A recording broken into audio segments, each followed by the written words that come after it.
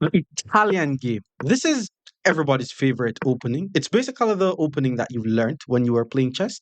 In this position, you're going to be seeing either knight f6 or bishop c5. Now, if they play knight f6, I'm playing pawn to d3 in this video. And once they play bishop c5, that's when I play the move knight c3 because we kind of want them to castle their king. And you're going to be seeing me playing moves like a3 or h or a4 because once I play this move, it's basically allowing my bishop to escape on a2. And if they play d6, that's when we pin the knight because the pin is good if their king is castled. Now, the whole idea of this pin is to apply pressure to the pin knight. Like, if this ever happens, then you're completely winning because let's say a random move happens. The plan from here is to play moves like taking the knight, put your bishop on h6, and then find a way to get your queen on the g file, which is completely winning. Now, if they play something like h6, you could actually go with the double pawns in the center plan with this plan.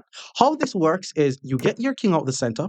The plan from here is to play knight e2 to g3 to f5, or you could play queen e1, queen g3, knight h4, knight f5, and this is just a very nice position. The f file is also open for your rook, and you can also try to put both of your rooks on the f file. Now, if they play bishop to c5, this is where it gets fun. We're going to play pawn c3, and then after knight f6, we play pawn to d4, and we're going to be starting some very nice attack. If they take, we take back.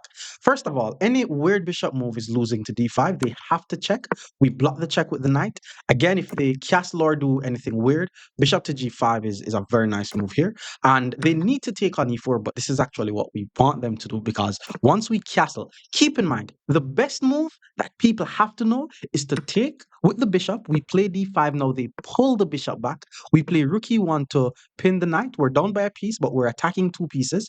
And usually they castle and then we take the knight. And once the knight move, we develop the bishop to g5. We are down by a pawn, but we have very good compensation in this position. And there's also pawn to d6, which is very strong. If they take with the knight, however, this is a huge mistake. We take back with the pawn.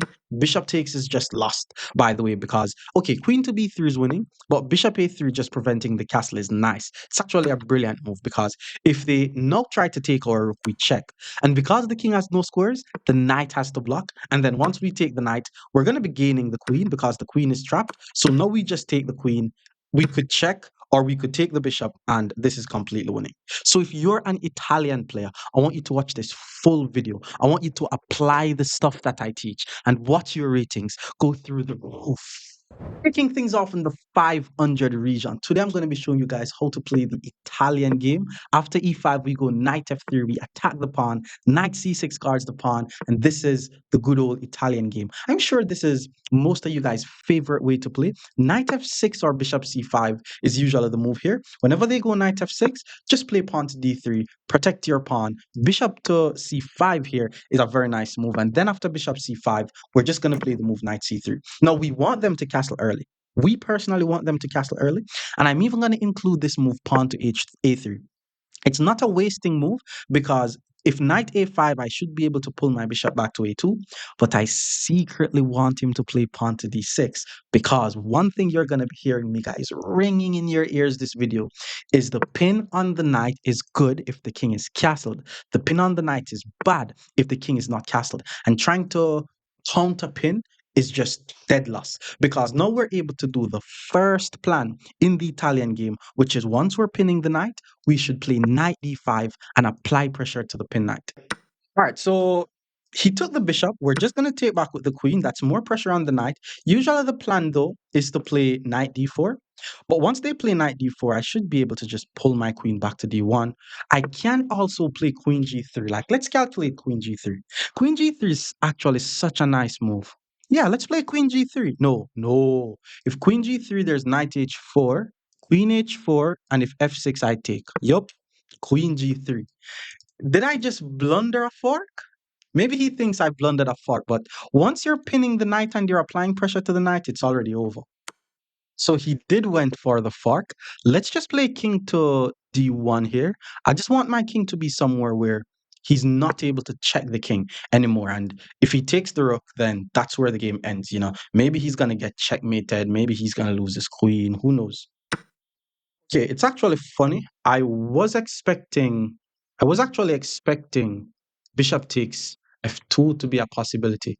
Now, bishop takes f2, knight takes f6 check won't work because once he plays pawn takes, my queen is going to be under attack. So if I take here, it's a check. If I take on f2, then there's knight takes e4 and my queen is under attack. And if I take his queen, he takes, and that's a fork. So I'm able to take a knight here. I'm also able to take a bishop. Which one of them am I going to take?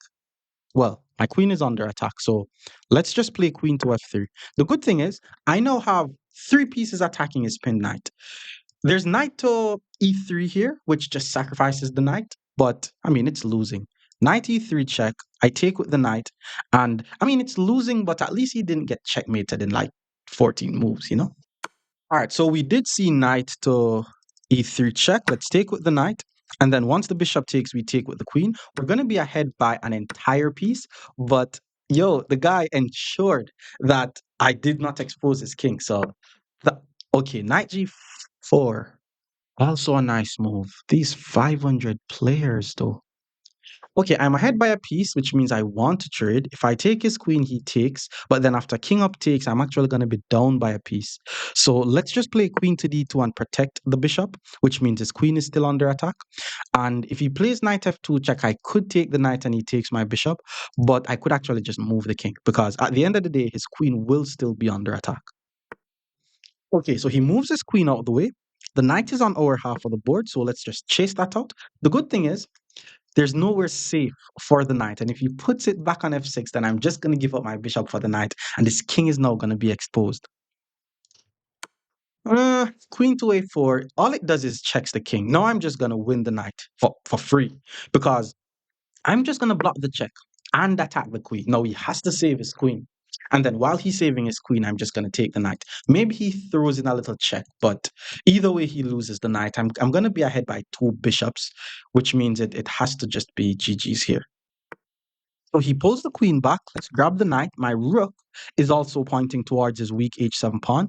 I'm assuming he's going to take, and then now I'm just going to move my king so that way I'm able to swing even more pieces in the attack. I'm thinking about sacrificing my rook, but that's more than likely doing too much. Like just a regular rook h4 to attack the queen, force the queen to move, double up on the h file should suffice. So pawn to c6, he wants to play b5 and trap my bishop, but he's not going to have enough time to trap my bishop. Rook h4 hits the queen, queen has to move, swing the rook over, and then even after my bishop is trapped, taking on h7 will be threatening some mates. So he pulls the queen back, and as we said, rook h1, doubling up on the h pawn, and maybe he could try to push h6, but I'm just going to sacrifice, to be honest, and just expose that king. So he did play h6. We are going to sacrifice the bishop, and if he takes the bishop and then the queen joins the attack, then it has to be checkmate on the next move. Pawn to d5 finally attacks the bishop. Okay, how do we deliver the checkmate here? I'm thinking about queen g5. Oh, wait, bishop g5, there's f6. Queen g5, there's f6. Maybe I should just sack the bishop. And if king takes, I check. No, sack the bishop, and if king takes, that's mate. Yeah, let's just sack the bishop. So king takes is just mating one. He is able to take my bishop, but rook check, king takes, and then queen g5 will still lead to mate. So he took the bishop, and that's just checkmate. More Italian game against 600 level players. Stick around. Our opponent is now 600. We're going to be playing some more Italian game. I know that this is you guys' favorite opening, so I'm going to be teaching you guys everything now. This is the Italian game. You're going to see either knight f6 or bishop to c5. We're seeing knight f6. We're going to play pawn d3 to protect the pawn, and then we're going to continue with our development. Now, after bishop to c5, a lot of person castle here, which is fine, but I like to just play knight c3 to stay flexible because once you play knight c3, they could castle, which could be some mistakes. Now we see pawn d6, and now I like to play a4. Well, a3 is also very nice because if I had played a3, I would have been able to play knight to a4. And now he plays queen to e7, and I think already I could hit him with bishop g5. But then again, if I play bishop g5, he's still going to play bishop to e6, but we're still going to do it. Once h6 is not the move. And by the way, guys, remember what we said. The pin is not good if the king is not castled. But the reason why I was able to pin right now is because I wasn't afraid of h6 due to this move, knight d5. And even if he takes on d5, I'm still going to be able to take. And now we have the bishop here. Okay, he moves his queen over to d7. Not sure why. Maybe he's trying to protect this knight. I guess he's trying to castle on the queen side. But hey, it's time to just get him. Or maybe he wanted to take the bishop. That's obviously what he wanted to do. So I castled my king, but I think it would have been better to save my bishop. But he didn't take the bishop. He castled his king as well. And the question is, okay, it's no question. We're going to save the bishop. Bishops are better than knights. Pawn to h6 followed by pawn to g5 followed by attacking is actually very good for black. And that's the reason why I say the pin is not good if the king is not castled. Because now he could castle his king on the other side. What I gained from the pin, however, is the bishop here. So I'm going to try my best to ensure that I use this bishop here. Pawn to a6 has to be a mistake. He's trying to prevent me from pinning, but you shouldn't be pushing pawns on the side that your king is on, bro. Pawn to a6 is now, this is called a hook. He's basically giving me a hook. I'm now going to use his own pawn to open lines pointing towards his king. Now, I want to play b4, but if I play b4, he's just going to take. So I'm going to play the move pawn to c3 first, so that way I'm able to prepare b4. And then once I hit him with b4 and b5, all sorts of lines are going to be pointing towards his king. Okay, pawn to h6 was expecting that the guy needs to start his own attack. I'm not going to pull the bishop back to h4, so that way he gets more tempo on my bishop. I'm just going to pull it back to e3, and if he takes, my rook gets the file. Otherwise, I'm going to play b4, b5. Now, it is opposite side castles, by the way, and because it's opposite side castles, it will be a crazy game. Somebody will be getting checkmated this game. Oh, pawn to d5 was played. Guy, blunder. That's a drawback blunder, bro. Like, remember before you make your move, guys, ask yourself, what is my piece doing now? Because the pawn on d6 was guarding the bishop, it's no longer guarding the bishop. The thing is, if I take his bishop, he takes my bishop. So what am I going to do? I'm just going to take the pawn. Now he has a bishop and a knight that is under attack. And if he thinks he's able to take my bishop and then when I take, he takes, nah. Because if he takes my bishop, I do not take the bishop. I take on c6 first. And this is called an intermediate move or an in-between move or a zhuzheng zug. Let's take on c6. Now his queen is under attack. I mean, he could take on f2 and then play an in-between move in between my in-between move. But, you know, he's still going to be down by a piece here. So that being said, white is completely winning. So he took with the queen. I could also try an in-between move before I take the bishop. But let's just take the bishop and not try to be too fancy. Okay, knight to g4. What is the knight doing? Let's see. That's guarded. That's guarded. He's attacking the unprotected pawn on e3. Now, I'm just going to play queen to e2 because I'm also taking my queen off the same line as his rook. Eventually, I can always just chase his knight out of my half of the board. Okay, he played f6. That was where the knight was coming from, by the way. So let's see where he's going to put the knight once we play h3. Let's see. Because if you guys are going to be putting your knight somewhere, at least ask yourself, like, I'm going to go, it's like going into a cave, you know? You wouldn't just go into a cave if you don't know how you're going to come back out. That's what he did. Now I'm going to win his knight. I think the best he could do is try, okay, there's actually e4 here, but he sacked the knight. So let's just take the knight. Now I'm ahead by 2 pieces. And then he plays pawn to g5. Now my goal from here is to either start trading or go for checkmate. I'm going to be going for checkmate with pawn b4. I already told you guys that I'm going to be using his a6 pawn against him as a hook. So I'm going to play pawn b5, it's the queen. If he moves the queen, I take on a6. If he take on b5, I take, and then my rook gets the file. Well, this is the incorrect thing that my guy is doing. Like, I'm just going to trade. But you shouldn't be the one who is offering the trade if you're the one who is down in material, bro. And now I'm gonna go knight to d2. The plan is to play knight e4 and win this pawn, assuming he notices that I'm attacking the pawn, which he did. If I play knight e4 now, he is able to play f5, but it will not work because the pawn is gonna be on a light square. I have a light squared bishop. His king is also on a light square. So bishop to e6 will simply win the pawn. So he did play f5. Let's check on e6. This is completely winning, by the way. Once he moves the king, we take on f5. Okay, he moves his king. Let's actually take with the rook, seeing that we were ahead by so many points. The goal is to just trade as many pieces off the board as possible. So let's take back. My pawn is unprotected. He took the unprotected pawn. And now I'm going to play a5. Like, I'm trying to get his king in a little mating net. And my pawn on a5 covers the b6 square. So let's do that.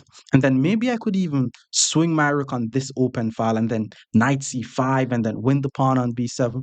That's my plan to checkmate him. Okay, king to b7 was played. We're still going to be playing rook to b1. We have to put the rook on the open file. His b7 pawn is now weak, and that's what we're going to be targeting. So I'm thinking about knight c5. I'm thinking about bishop c8. Anything that helps me to target this weak pawn. Okay, he moves the pawn forward, but that's just emphasis, bro. And maybe he's going to put the king here. And he did put the king there. And knight c5 is now just a fork. And if he puts the, okay, he didn't put the king there. So let's just take, and from here, it's just over. I'm going to queen my pawn and checkmate his king. And the opponent resigns. More Italian game against 700 rated players. Stick around. Our opponent is now 700. Still going to be showing you guys some Italian game.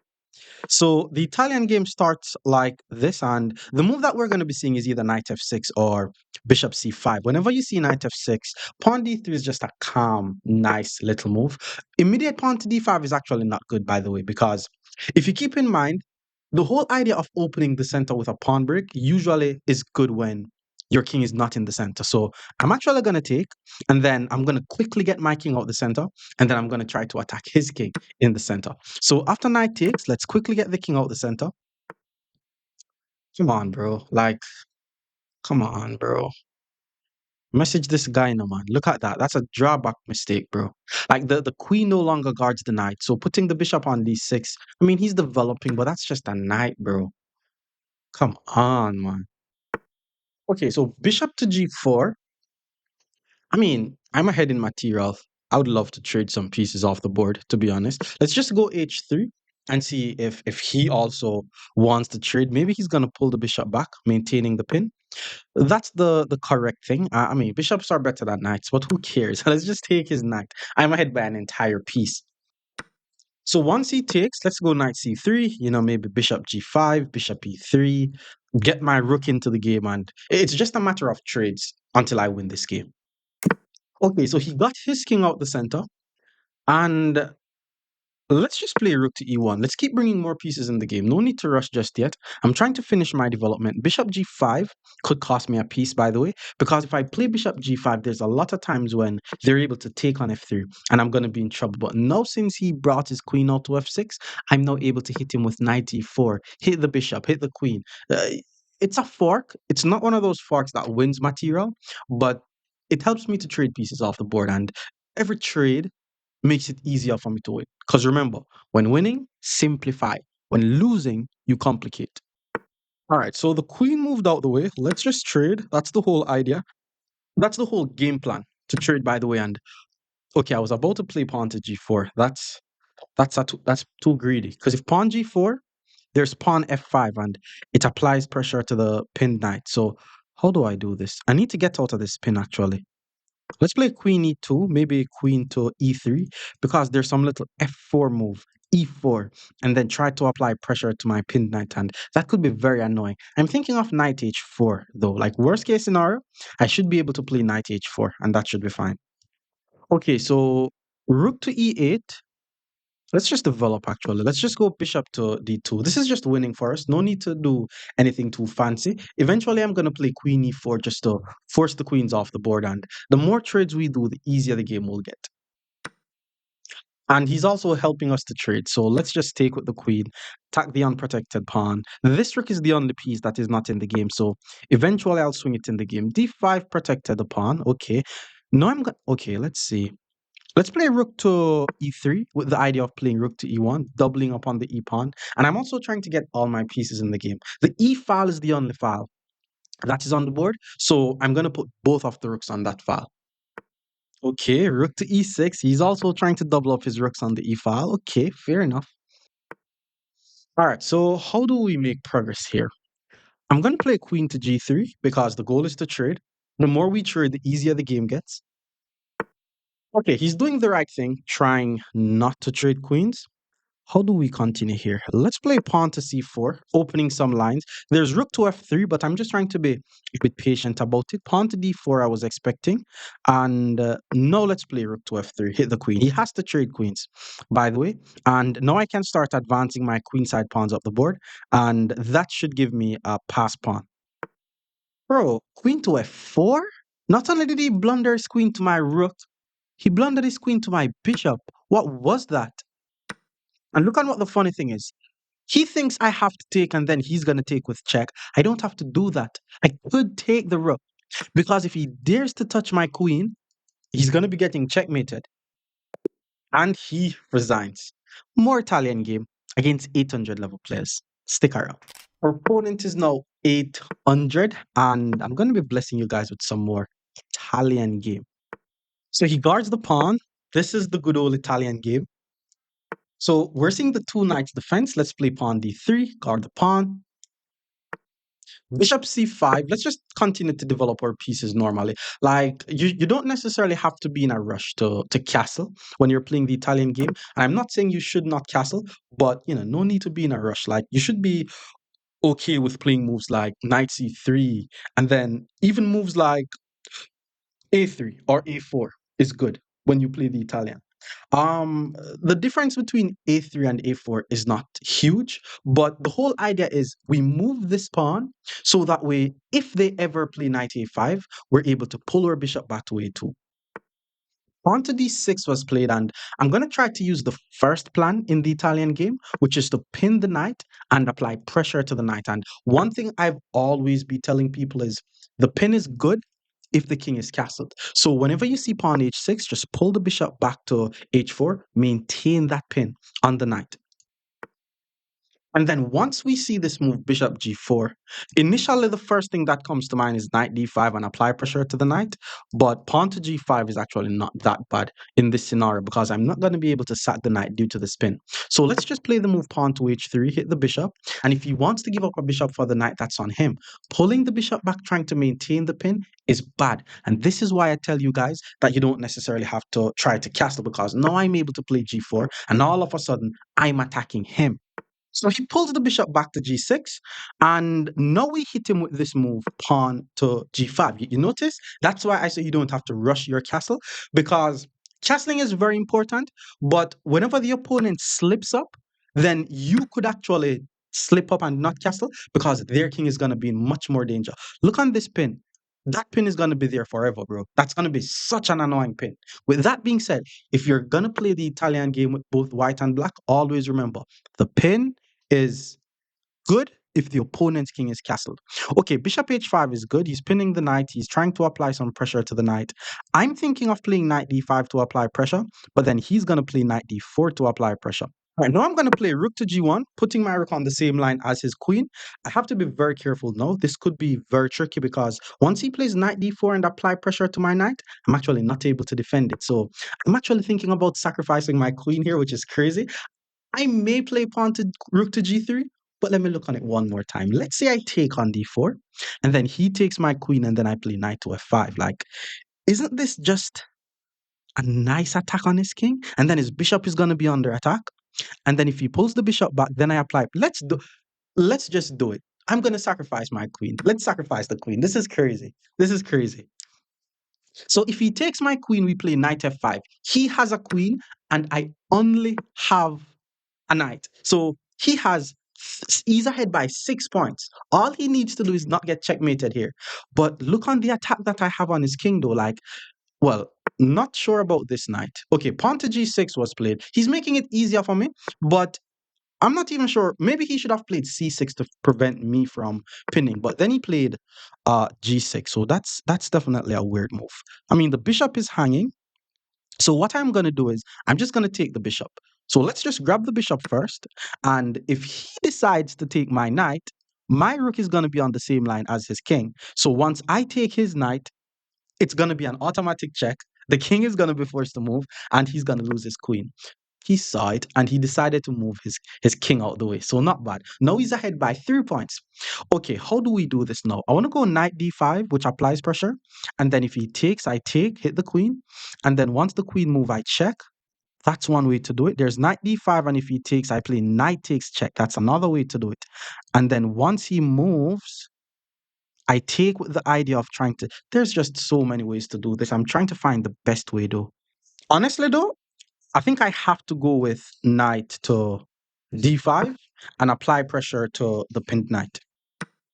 Okay, so he took the knight. He's ahead by 6 again. All right, how do we do this? I'm really not sure what to take with, guys. Like, take it the queen. Queen is gonna move. Rook swoops in with check. King is gonna go here. And then my issue is I need more pieces in the attack. So take with the knight with check. Force the king to move, let's say, here. And then once the king move, actually, let's take with the knight. I prefer taking with the knight and then taking on f5 because there's rook g4 followed by rook h4. And I'm currently down by 3 points. Once he moves the king, I'm going to be down by 2 points because I'm going to take the pawn. Okay, so king went back to h8. Okay.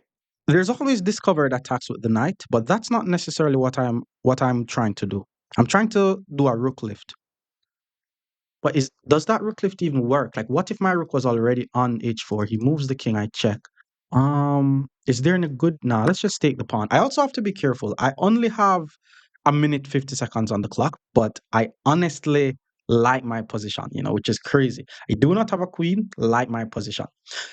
If there was some way to get this rook in the attack quickly, like maybe doubling up on the g file, then I would be 100% sure that I'm winning. He plays pawn to e4, that has to be a mistake. If he takes, I check, and if the king goes here, oh my god, that's mate. Let's go rook to g4. If he takes, check king up mate. Yo, that would be crazy. Okay, he played bishop d4. He attacks my knight. My fellow viewers, okay, I'm assuming you guys know what I'm going to do because I already told you. We're going to check the king. The king is going to be forced to go here, and that's going to be a checkmate. So rook to h4 check. The king has to go here, and that's just checkmate. More Italian game against 900 rated players. Stick around. Our opponent is now 900, playing some more Italian game. Our favorite opening, knight c6. We go bishop c4. This is the Italian game. We're going to be seeing either knight f6 or bishop c5. These are the most famous moves that you guys are going to be seeing. Pawn h6, pawn d6, like those moves are just not good. There's bishop e7, which is okay, but let's see what this guy's going to play. Okay, we've seen bishop c5. Now we play c3. And then the plan after c3 is to play immediate d4 regardless of what they play. So for example, pawn a6, wasting time. Pawn d4, hit the bishop. And already we're going to have a very nice center. All right, so he took. Let's take back. That's the whole point. We have two very nice pawns in the center. Any bishop check that comes here, we're always going to be blocking with the knight and we're fine. Okay, so bishop back to a7. And immediately I want to play pawn to d5. And it kind of, you could say it kills my bishop because my bishop is kind of locked in. But the whole point is, for one, if he had pulled the knight back, I would have just castled and I'm gaining time. But once he puts his knight on the edge of the board, I just pull my bishop back and his knight is just looking ugly. And he could get that knight trapped if he's not careful. On to c6, and he was not careful because I'm not seeing anywhere that that knight could go. So all I'm going to play here is pawn b4, bro. And there goes your knight. It's GG's now. Game over. Okay, he plays queen to b6. I mean, it absolutely just does nothing. I mean, he's attacking the pawn, but the knight is hanging. The whole idea was to take the knight, so let's just take the free knight. Ha ha ha! Tricked you again. He's clearly threatening checkmate. So what we're going to do here is play the move queen d2, prevent the mate, and keep the knight under attack. All right, so he took the pawn. Let's just take. Let's just be careful for a bit. Let's take it, the queen. He's still not threatening anything here. Eventually, I'm just going to get my king out the center of the board and attack his king that is in the center of the board. And we're already ahead by a piece.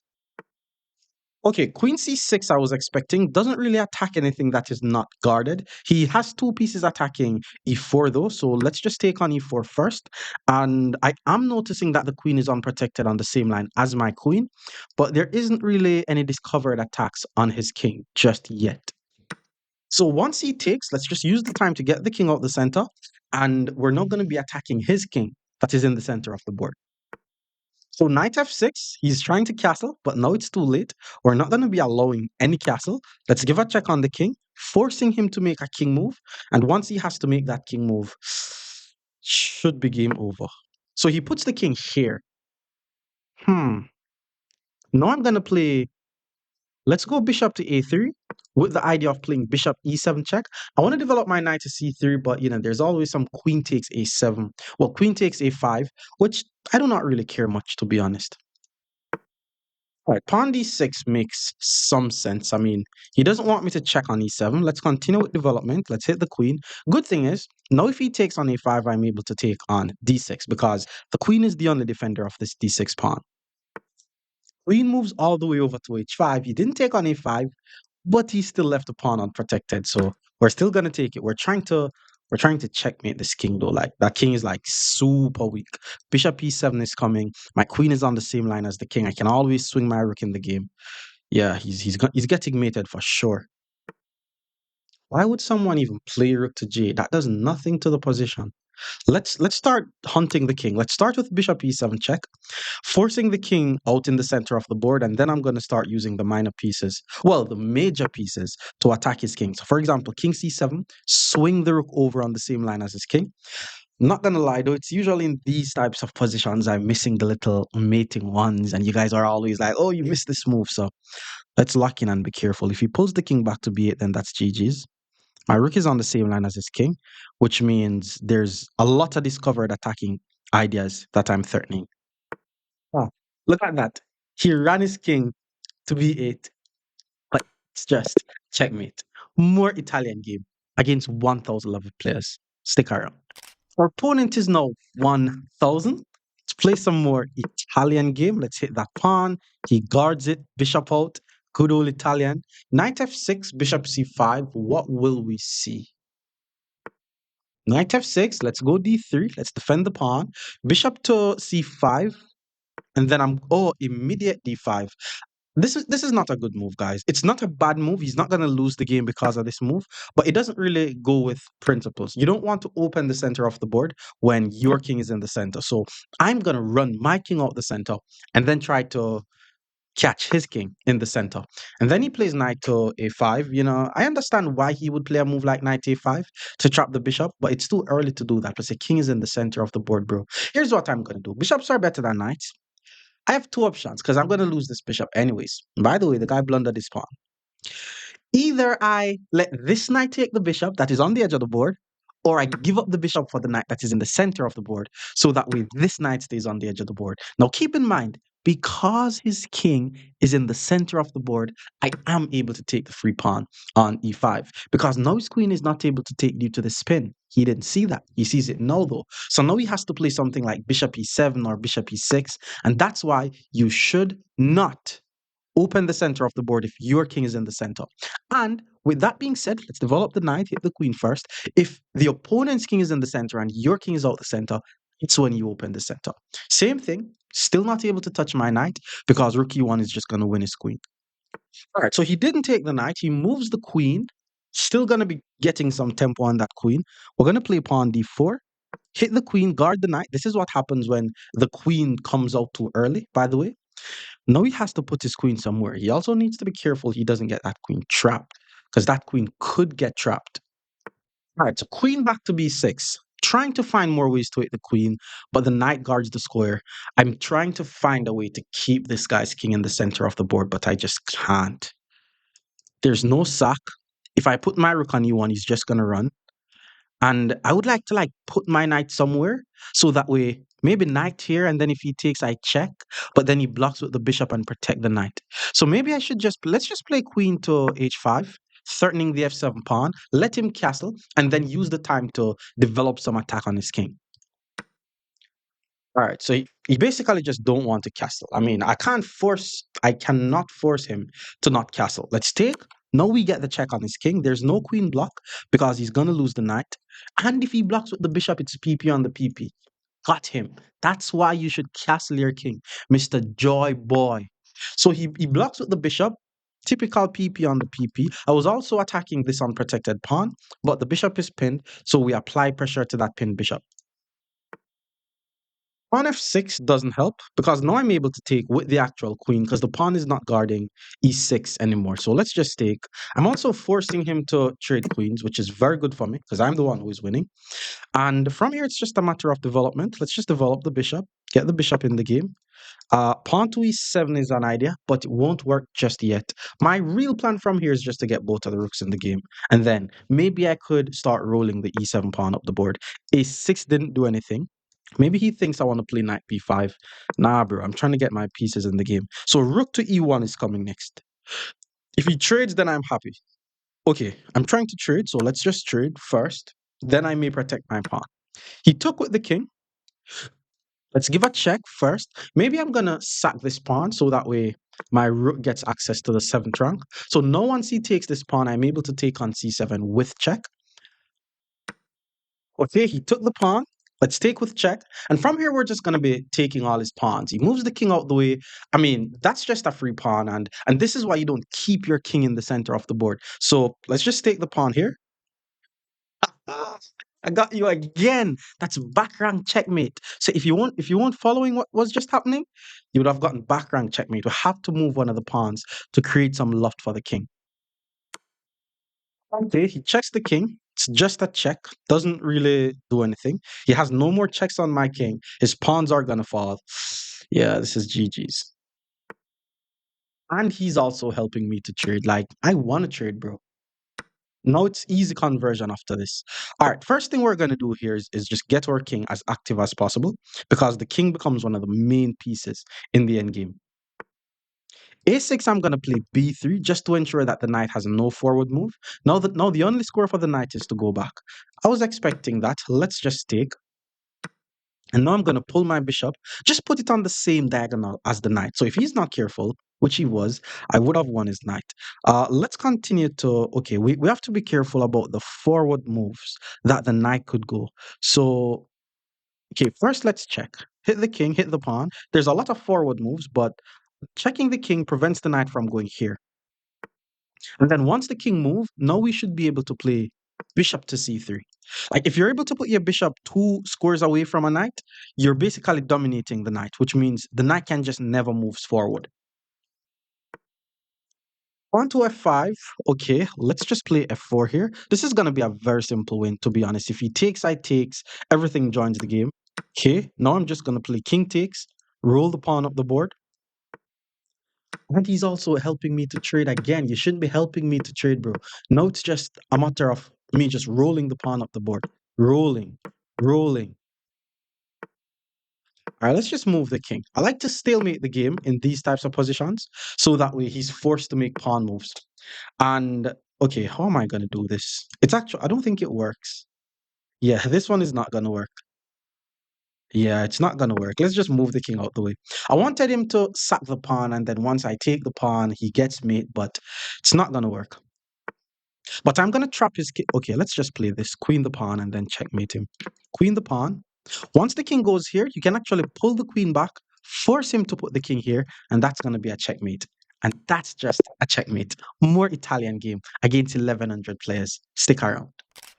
Opponent is now 1100 and you guys are going to be blessed with some Italian game. Bishop c4. We're going to see knight f6 or bishop c5. Any other move, it doesn't really make much sense unless it's bishop e7. So knight f6, we're going to be playing d3 this video, just guarding the pawn, you know, staying calm, regular development. They go bishop c5, we go knight c3. And I like to play knight c3 instead of immediately castling because I want them to immediately castle and then we play moves like a4, you know, or h3. These are like waiting moves, but it is still trying to prevent some knight a5 in the future. And then when they play d6, it's when you pin the knight. Remember, the pin is good if the king is castled. The pin is bad if the king is not castled. So it's not a case where you're like, okay, I'm just gonna pin the knight, it's fine. No, you have to know when it's fine and when it's good and when it's bad. When they play h6, pull the bishop back, maintain the pin on the knight, and remember the whole idea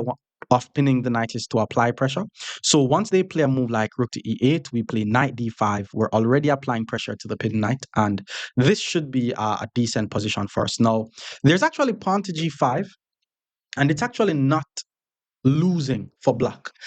Now, what I would love to happen is knight takes, pawn takes, bishop takes, and then I'm going to win the knight. But if he plays pawn g5 and I play knight takes, he has an in-between move, knight takes d5. And then I have to take with the pawn, and then he takes my knight, I take his knight, he takes my bishop. My argument, his king is going to be unsafe. I'm going to hit him with some queen h5 business. Hit this pawn, maybe take on b7, get my king out the center of the board, and we're chilling. Any move that this guy played that is not g5, he would have been in trouble. But he played g5, so let's now sacrifice on g5. He shouldn't immediately take on g5. He needs to play knight takes d5. Bro, sack the bishop. I didn't even see that. I'm sure this doesn't work though. I'm just gonna take the bishop, bro. Like the line that I showed would have definitely been good for black, but why would you sack the bishop though? I don't understand. I'm just gonna take it. Takes, knight takes, knight check. I'm gonna play king to g1. Oh, and then he's gonna take my knight. And at that point, I'm just gonna move the bishop. And okay, he's gonna be the one with the exposed king. Wait. What am I saying? Just take. Yeah, because if I take with the king, I'm still going to be forced to move the bishop. So let's just take with the bishop. And then once he takes with the pawn, I can't even just castle my king. Like, the guy's king is still exposed. In fact, do I need to castle? It's $1 million question. Do I need to castle? Can I play h4? And then if he takes, my rook gets the file. I mean, I could, but if I play h4, I think he's just going to play g4. There's queen f3, knight takes, bishop takes, and attack f7. I'm actually going to just castle my king because castling my king also gets the rook in the game. It's attacking f7. His g5 pawn is still unprotected, so this is still perfectly playable for white. Okay, bishop e6, I'm seeing a way to win a pawn. I mean, it's not a lot, but it's a pawn, you know? At the end of the day, it's a pawn. Like knight takes f6 check. The queen has to take. The queen is now on the same line as the rook. Bishop takes a7, and then the queen has to move. But I don't want that pawn, actually. I'm actually going to go bishop to e3 instead and attack this unprotected pawn. And then if he decides to take with the knight, boom, I take with the pawn, and that's a fork, which is exactly what he did. Maybe he thinks I'm going to take with the bishop, but taking with the pawn is just a fork, and just like that, 14 moves in the Italian, we are completely winning. And then he puts the bishop on the f5 square. That's just a free bishop, bro. But I'm going to choose to take the knight because if he takes back the pawn, he loses 2 pieces instead of 1. And I also chose to take the knight so that way my bishop is also activated. He pulls his bishop back to h7, not bad. Okay, I'm going to play queen h5. Let's go queen h5.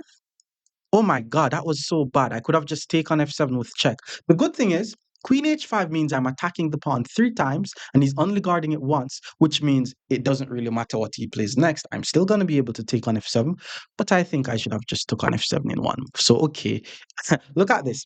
He played rook to f8 and I can always take with check and then he's going to move the king. But I'm going to choose to take on g5 first, hit the queen, because I'm actually trying to checkmate his king here. I'm not just trying to win material. Once he moves the queen, then I could check. King move, then that's going to lead to mate. Okay, oh well, he moves the queen and protects the pawn. That's what he did. But now I'm going to go bishop to h6, and his dark squares are just... He's just so weak on the dark squares. Like queen to g6 is already going to be leading to a mate. Queen to h6 is already a forced mate. And there's actually nothing that he could do to prevent that. So he decided to just take a pawn, and now we have checkmate in 2 moves. Hopefully you guys are able to find it, but it starts with the move queen to g5 check. If you notice, the king literally has nowhere to go, so the bishop has to block. And because the f7 pawn is pinned and pin pawn does not protect, it simply means that's just a checkmate. More Italian game against 1200 rated players. Stick around. Our opponent is now 1200. Let's play some more Italian game. So we hit the pawn. He guards it. This is the Italian game. And then after bishop c5, we're going to play c3. This is the more fun way to play. a5 really doesn't do anything. Maybe he's trying to prevent b4, but d4 is actually what I want to play. So he took, let's hit the bishop. Maybe he's going to check, but once I block with the knight should have already been on f6. So him playing a5, that was just wasting time. Okay, now he plays knight e7, but this is game, bro, because I'm able to now play knight g5 into some fried liver type of stuff. And then once he castles the king, because I already have two attackers and he have two defenders, queen h5 adds an additional attacker on f7, and I'm threatening checkmate on h7. This is a very important idea to use or to keep in mind when they play knight to e7. And if you haven't as yet, this is a good time to like the video. And if you want to play against me, comment your username as well as the elo. Thanks for liking the video. Once they play h6 to hit the knight, okay, the move is always knight takes f7, and it hits the queen, and then he has to sack the rook, basically. Because if he doesn't sack, well, I mean, the bishop is on the same line as the king. So if he moves the queen, a discovered attack will win the queen anyways. But I'm not necessarily going for the queen. He would have actually gotten checkmated. So now he just has to sack. Okay, he decided to give up the bishop for a knight first. I don't know how this helps him, but still gonna have to sack, bro. Ah, he moves the queen to e8. This is over. First of all, knight d6 wins the queen. But knight takes h6 is a double check, so the king has to move. And then I'm going to put the knight back on f7. The king has to go back to g8, and then queen h8 is going to be a checkmate. So knight h6, that's a double check. He moves the king. We go back to f7, which checks the king again. And once the king moves, that's just checkmate. More Italian game against 1,300 players. Stick around. Our opponent is now 1,300, and I'm blessing you guys with some more Italian game. Opponent is now 1,300, and I'm blessing you guys with some more Italian game. Knight c6, we play bishop c4. We're going to be seeing knight to f6 or bishop c5.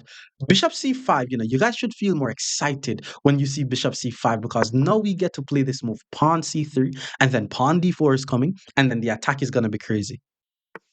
So knight f6, we go d4, hit the bishop. And then once they take, we take back. The bishop is under attack again. Pulling the bishop back to b6 is bad, by the way, because we're now able to start chasing the knights all about the board. Checking on b4 is the correct move. We need to block the check with the knight, allow them to take the free pawn on e4, and then just castle the king. So Black decided to just immediately castle the king. He's prioritizing his king safety. And I'm thinking about playing bishop g5 here, but I'm just not really sure what to do after h6 because I don't want to give up the bishop. And if pawn g5 and I pull the bishop back, he wins the pawn. And I mean, maybe the plan in that scenario is to sacrifice, forcing him to pull the bishop back to e7 and then play e5. That's very complex. All right, let's just choose the bishop g5 line because we're trying not to lose this pawn. But there's this move h6, which is very problematic because I'm left with two options. Do I give up my bishop for the knight so that way I'm not down by a pawn? Or do I save the bishop and then play down by a pawn? It's very, very tricky. So let's see. Pulling the bishop back, pawn g5. Yo, I want to sacrifice so bad. But this pin won't be enough once the bishop goes back. So I'm going to give up the bishop for the knight. And then once the queen takes, I get my king out the center of the board. So in my defense, what I can say here is the guy has the bishop here, but I definitely have a lead in development because all my minor pieces are already developed. I literally just need to move my queen and my rooks are also going to be connected. He has to spend two moves to connect his rooks. And I'm now going to use this time to try to start some attack on him. So for example, after a move like pawn to d6, I'm going to immediately hit him with knight to d5, which hits the queen and it hits the bishop. It's kind of like a fork, but I'm not going to win any material because if I take the bishop, the knight is going to take. I'm also attacking the unprotected pawn on c7 though, so he has to pull the queen back all the way back to d8. Unless he plays queen g6 and then try to win my pawn on e4, but let's see what he does. So he did pull the bishop, the queen all the way back. And here's what I'm thinking, guys. Like, wouldn't it be nice if this bishop was free? It would, but it's just not. The knight is guarding it. So what am I going to do? I'm going to attack the knight because if I'm able to attack the knight, which is the main defender of the bishop, and he doesn't move away the bishop, all of a sudden it's a removing the guard tactic, which means the best thing for him to do now is to move that bishop to safety. Okay, he saw it. He moved his bishop to safety. And what I'm going to do now is it's very important that I prioritize bringing all my pieces in the game. And yes, I am watching out for this very annoying pin, but I'm thinking of playing rook c1, apply some pressure to the knight. So now I'm attacking the knight twice. It would actually surprise me a lot if he decided not to defend what's happening on c6 because this is just two attackers. He has one defender. So he moves the knight out the way. And he's basically trying to say, okay, there's two pieces on my half of the board. We're trying to get rid of them. Knight b4 was a very nice move. The thing is, though, I think I'm able to gain some tempo on his pieces. If I takes, bishop takes, pawn a3 hits the bishop. Bishop has to move. b4 hits the bishop. Bishop has to move again. Or I could pull my knight back to c3 and then play a3 b4, just to keep some extra pieces on the board. Usually when a stronger player is playing against someone who is weaker or lower rated, they usually want to keep more pieces on the board so that way they're able to outplay them. And I still didn't forget about this bishop to g4 pin, guys. Like, the pin on the queen is very annoying if your king is castled, but I'm always able to play moves like bishop back to e2 and then I won't be pinned anymore. So it's not as trivial like in other cases where the pawn is on d3 and you can't pull your bishop back because of the pawn. Right now I'm just enjoying a very nice control that I have over the center. Okay, bishop to d7 was played, another very nice move. And again, I want to play a3 followed by b4. But I do not want to trade bishops just yet. So let's go bishop c4, point my bishop towards his king, and then I'm going to think about playing pawn a3 followed by pawn b4. Hmm. Guy played immediate pawn to b5. This has to be some counting type of problem though, because I have two pieces on b5 and he only has one. What did he see? Let's say I take on b5. That's a pawn, bro. If he takes with the bishop, I take. Okay, my bishop no longer guards a2. If knight a2, however, and then I hit him with rook a1, I'm hitting the knight and the bishop behind the knight is also unprotected. So that would actually be a skewer. And this is why you guys notice what I did. When I keep the pieces on the board, keep them on good scores, the opponent usually end up making mistakes anyway. So let's just take the free pawn on b5. That could have done anything. He could have gotten his rook in the game. He could have played a6, then b5, but he just decided to give me a pawn. So bishop takes, we take, and then knight takes a2. I think knight takes a2 is his idea because it hits my rook. But if he plays knight takes a2, he's going to be down by a piece. Maybe he's not re-evaluating it and say, oh, okay, it does work. And then maybe he's going to play something like a6 to hit my bishop. But then once I pull the bishop back to c4, my pawn on a2 is guarded and we are just ahead by a pawn. So he saw it. He plays rook to b8. Now I'm going to go bishop c4. He was attacking my bishop. Now I guard my pawn and everything here is just safe. Okay, that's a nice move. Rook to e8. He's finding his least active piece. He's getting it in the game. What I'm gonna do is use the principle of neutralization, and we know how that works, right? What piece is on our half of the board? The knight. Just check to see if the knight is doing anything dangerous. It's not. Okay, I may change my mind. A3, knight c6, b4, bishop b6. Yup, a3. He's attacking the pawn on e5, on e4, by the way, guys. Please be aware of that. But no need to protect the pawn if you're able to attack something that has more value. This is called danger levels. So knight went back to c6. Let me show you something that I'm seeing that you guys are not seeing. I know you guys are not seeing this. The knight, and the rook is on the same line. Have you seen that? So if I could get my bishop to b5, that would be a very nice, dangerous pin. But then the rook is going to take. Another thing that I'm seeing that you guys are not seeing is the discovered attack that I have on the unprotected knight. I'm able to play bishop takes f7 check, and then once the king takes, I take the knight. But whenever you see a good move, always look for a better one. Once we hit him with the move pawn to b4, we hit the bishop, and if he wants to save his bishop, the rook no longer covers the b5 score. So once I hit him with bishop b5, I'm not only pinning the unprotected knight, but I'm also applying pressure to the unprotected knight. And by the way, guys, if you haven't as yet, please like the video. It goes a far way. I appreciate it a lot. So he did the right thing. He decided to lose the rook, not necessarily the entire rook. I was just about to win 3 points, three free points, but he decided to give up 5 to take 3. So instead of winning 2, instead of getting three, I'm only getting two. So the queen moves to e8. My rook on e1 is the only piece that is not doing anything. So let's go rook to e1, put the rook on the same line as the queen. And I want you guys to notice that I am not advancing my center unless I'm very sure that it is going to help me. Because once you have your center looking like this, then you control a lot of squares. Oh, thanks for liking the video, by the way. Appreciate it.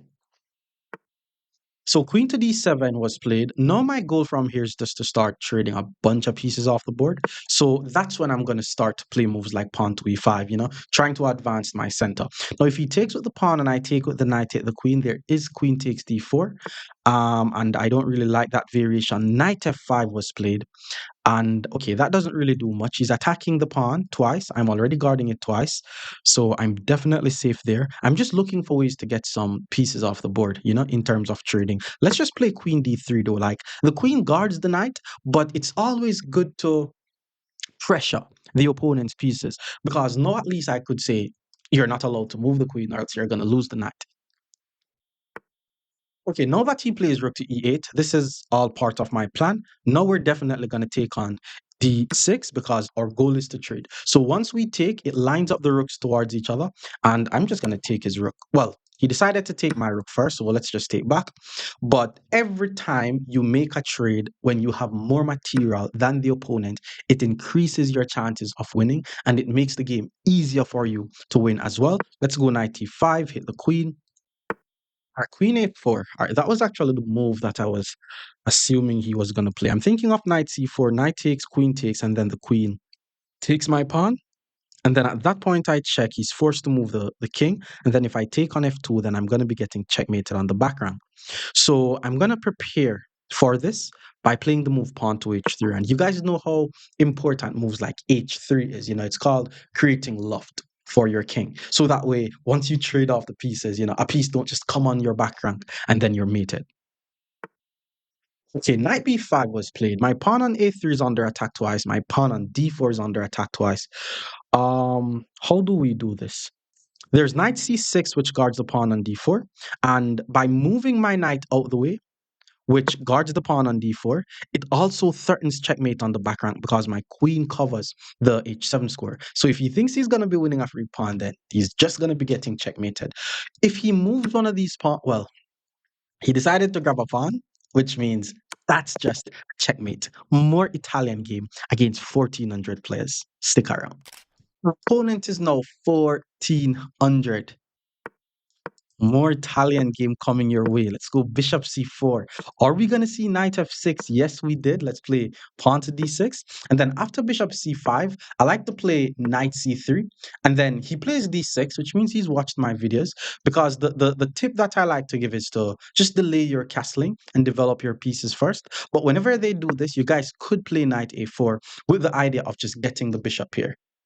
And I also would not be surprised if he respond with knight a4 with knight a5. But nobody usually does that. They usually just pull their bishop back to b6 and then you take, or they try to check on b4. But once you block and they go back, you push, they still lose the bishop here. So he pulls back. We take the bishop here. And then once he takes, from here, I'm going to play, well, he may want to play, he may definitely want to play knight to a5. So I'm going to play pawn to a3. So that way, if knight a5, I do not lose the bishop here. And then the plan is to castle. Okay, bishop to e6 was played. That's fine. That's a good move. Let's just take the bishop. And once he takes back, I'll get my king out the center of the board. Now, his plan, seeing that he has the double pawns in the center, I'm sure he wants to castle, his rook gets the file, the queen comes to g6, knight e7 to g6 to f4 is also an idea, or knight e7 to g6. h6 was not necessary, bro, because there's no good pin, because once you castle, the rook guards the knight, so h6 was definitely not necessary. Now I'm just trying to play d4. But if I play d4, I may lose this pawn. So that's the importance of playing rook to e1. And then now once he castle, we immediately hit him with d4. And I want you guys to notice that sometimes my dark squared bishop isn't developed until like further on in the game. It's still active, so don't worry about it. It's the A rook that you need to worry about. So in some cases, we move the bishop just so that we were able to get the rook in the game, but the bishop is active. So let's take. We're also attacking the unprotected pawn on e6. If he takes, we play queen takes, and then pawn to e5 is usually the move to just really keep a very solid position. If he does that, then it's going to be very hard for him to lose.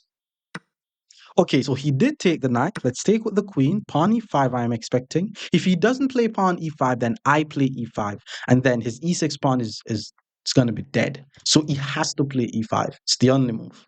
I was playing an Italian game earlier, and someone said the same way how I felt while I was playing against Magnus. That's how he felt when he was playing against me. I guess I have the Keem effect. Okay, so he didn't play e5, but I'm not gonna lie, knight g4 is valid. Knight g4 is valid because he wants to play knight e5. It's kind of weird though, because f3 hits the knight, knight goes back. F3 hits the knight, knight goes back. Oh, because if f3 hit the knight, there's queen h4. That's actually tricky. Queen h4 hits the rook and it threatens h2, and if I take, that's mate. F3 would be a blunder in that scenario. There's queen c4, which hits the pawn. There's bishop e3. Like I'm still contemplating if I should give him my bishop here. There's rook e2, queen h4, pawn h3, and then my f2 pawn is guarded. I'm gonna play rook to e2, to be honest. Yeah, let's just play rook to e2.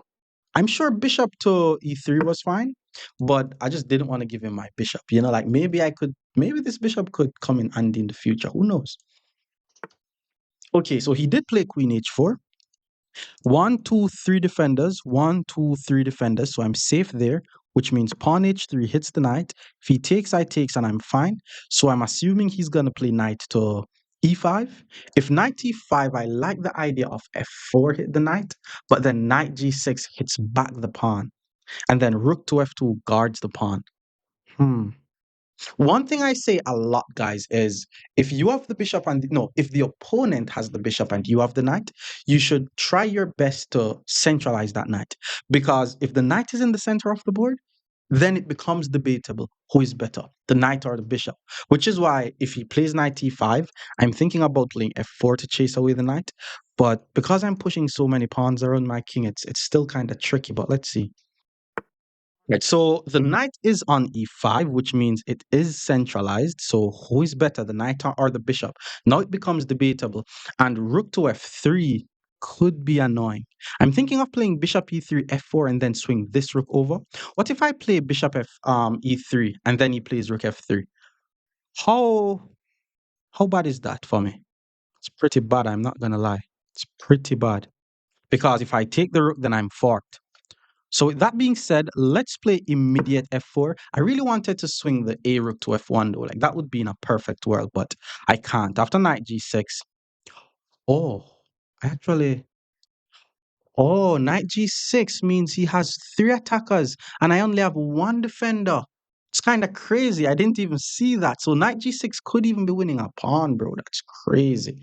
Okay, if knight g6, I'm going to play f5. And if he takes, nah, knight g6, f5, takes, maybe check.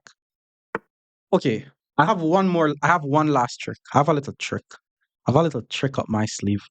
Oh, it doesn't work though. King h2, knight takes, pawn g3, there's queen takes. So if rook f2, knight takes, bishop takes, rook takes, queen takes, rook over, and then once he moves the queen, I'm just down by a pawn. Now there is this queen c4 move which hits both of the pawns, but then there's queen e7. All right, let's just play pawn to f5. There's stuff that I could do actually. Like if he takes on f5, I check. And then once he moves the queen, I take with the pawn, and then I'm not lost. But I'm not gonna lie, guys. It's kind of uncomfortable with my bishop on c1 and my rook on a1. Like there's something that I need to do to quickly get these pieces over in the game. I need to have that figured out. So he took, the plan is not to take back because rook takes and I'm lost. So we check here, check the king, add more attackers to the pawn. So that's my plan to win back the pawn. And then once the king move, I take it the knight. Now he is able to centralize the knight. I mean, b7 is going to be hanging, but I'm not in any mood to try to win a pawn here. I'm just trying to finish my development. Like if I'm able to finish my development, then I should be good. So he moves the king, we grab the pawn, hit the knight. He's going to put the knight back in the center, which means are bishops better than knights? Yes. Is this bishop better than this knight? Don't think so at all. Okay, knight back to e7, I wasn't really expecting. I mean, he's definitely just going to take here now. And my queen is under attack, so I have to move the queen. So I'm more than likely going to take on b7. So that way, if rook takes, I take his rook. If I take on b7 and then the knight takes, that could be the perfect time to finish my development. I mean, there's nothing better. I have to move the queen anyways. So it's not like I'm being greedy. Like, I have to move the queen. And then once he plays knight takes, that's my chance to develop my bishop. I'm just going to put it on d2, to be honest, because I can always go bishop c3, point it towards the king, or bishop e1 hits the queen, and then I can swing my rook over in the game. Okay, so the knight took bishop to d2. You see, if I play bishop d2, there's queen d4 check. And then once I move, there's also queen takes b2. It's actually tricky. How do I develop this bishop then? And if bishop e3 takes check. Okay, what if I play rook to e4 first? What if I attack the queen, then develop? So let's say I play rook to e4. Where is he going to put the queen? Let's say he plays queen g3. If queen g3, bishop f4. So he has to play queen to, let's say, h5. Yeah, that's the move I don't want him to play. And if queen h5, we hit him with just bishop d2. And once he has no checks, I should be good. I mean, there's knight g3, which hits the rook. At that point, we just need to find somewhere safe for the rook. There's also rook g5, which hits the knight, and bishop c3 could start some attack. With that being said, we are going to be playing rook to e4. Now, both our times are running out. I am still yet to finish my development, guys. This should not happen, by the way. Like, if you're playing, you shouldn't be 22 moves into the game and your bishop on c1 has not yet moved. Like there are times, especially in the Italian game, where the bishop is not developed, but not 22 moves in. He played queen to d8. You know, he's trying to guard this pawn, but I think that's a more passive approach. There's definitely more productive stuff that he could have done, because now I'm just not worried about that queen anymore. Let's go bishop d2 to c3, swing this rook over in the game, and then I should be doing fine. Okay, rook to b8, understandably, he's chasing my queen out of his half of the board. I mean, let's just play queen to d5. And if he plays knight to e7, it attacks my queen again, but I don't mind him pulling his pieces back. I like my position now, all of a sudden. Knight e7, queen e6, hits the knight, you know, swing this rook over in the game. Then all of a sudden, I'm the one who seems to be more active. On c6, okay. Wait, what's this? That's a pawn, bro. Yo, that's a pawn though. Why can't I take? Oh, if I take, there's rook c8. Yeah, but then there's queen a4 and I guard my pawn, bro. That's a pawn. And all my pieces are going to be guarded except my bishop. Does he have any tactics on the bishop? Knight g4 hits the rook. Rook g4. All right, let's just take here. And then we go here and guard the pawn. That was the plan. So I'm ahead by a pawn. Rook e1 is an idea. Bishop c3 followed by rook g4 is an idea. Okay, queen to f6. He's attacking the unprotected pawn. The plan was to play bishop c3, hit the queen anyways. So let's gain the tempo on the queen. And I promise you the next move is to get this rook in the game. I promise. But let's see what he plays. So he moves the queen. We swing the rook in the game. Knight h4, I'm not afraid of. Knight g6, I'm not afraid of. Rook to e1. Wait, there's rook g4 though. Ah, there's rook g4 though. Okay, I'm gonna let's go rook e1 first. The threat is better than the execution. If he plays knight g3, then rook g4 is just strong. So all my pieces are in the game now. Okay, so pawn to d5. Let's go rook g4, hit the queen. We both have less than 50 seconds on the clock. This knight is holding his position together. So if I could find a way to get rid of this knight, then his position will fall apart. So that being said, rook e5, rook f1, some very nice removing the guard tactic could come his way. Okay, he's trying to trade, understandably. Let's just trade. Rook to e5. We should attack weak pawns in the endgame. And let's see, pawn to d4. Oh, there is pawn to d4. Because if I takes, knight takes, rook takes, he takes on c2. If pawn d4, however, bishop to b4 is an idea to hit the queen. Come on, bro, you have to play. You have 10 seconds on the clock. You have to play. Pawn b4, we hit the rook, so he's not able to take, but he's going to get flagged though. Don't worry about playing good moves if you don't have any time on the clock. Look at this. He has zero point 0.4 seconds on the clock. He blundered his knight. I'm not even going to take it. Let's give him a rook. He's going to lose on time. With that being said, more Italian game against 1,500 players. Stick around. Our opponent is now 1,500. Let's play some more Italian game. Hit the pawn. Once he guards the pawn, this is the Italian game. Knight f6 or bishop c5 is what you guys are going to be seeing. Now, I have made a video about countering the Italian game, so you guys are going to see a lot of knight f6 here. Now I'm going to play the move pawn d3 and guard the pawn. Now, my tip that I gave the black players on how to counter the Italian game is to delay castling the king and develop all the minor pieces first. So let's see if he's going to be following this tip. Bishop to c5, let's just go knight c3. And here I'm just trying to finish my development. Pawn to d6 was played, which means there's some little annoying pin that is coming, but then I'm going to be annoying before he be annoying and hit him with this move, knight a4.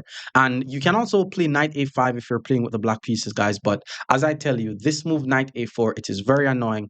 Italian players, they're not used to seeing this move, and it's actually the main reasons why you see grandmasters playing moves like pawn c3 before developing their knight, and that's because they want to pull their bishop back to c2. Now, it doesn't matter what he does with his bishop, even if he puts it on a5, I'm just going to hit him with b4, and then once the bishop goes back to b6, we take the bishop. So just like that, we have the bishop here, which is a slight advantage, but it's the bishop here, so we're going to be working with it. So what I'm going to do now is play the move pawn to h3. We know how important it is to play pawn h3 because my plan is to get my king castled, and I don't want to be castled and then have to worry about the spin. Okay, knight back to e7. This is a very strong idea when playing the Italian or even playing against the Italian, like maneuvering the knight to g6, trying to get your knight on the f4 square. Very, very nice idea.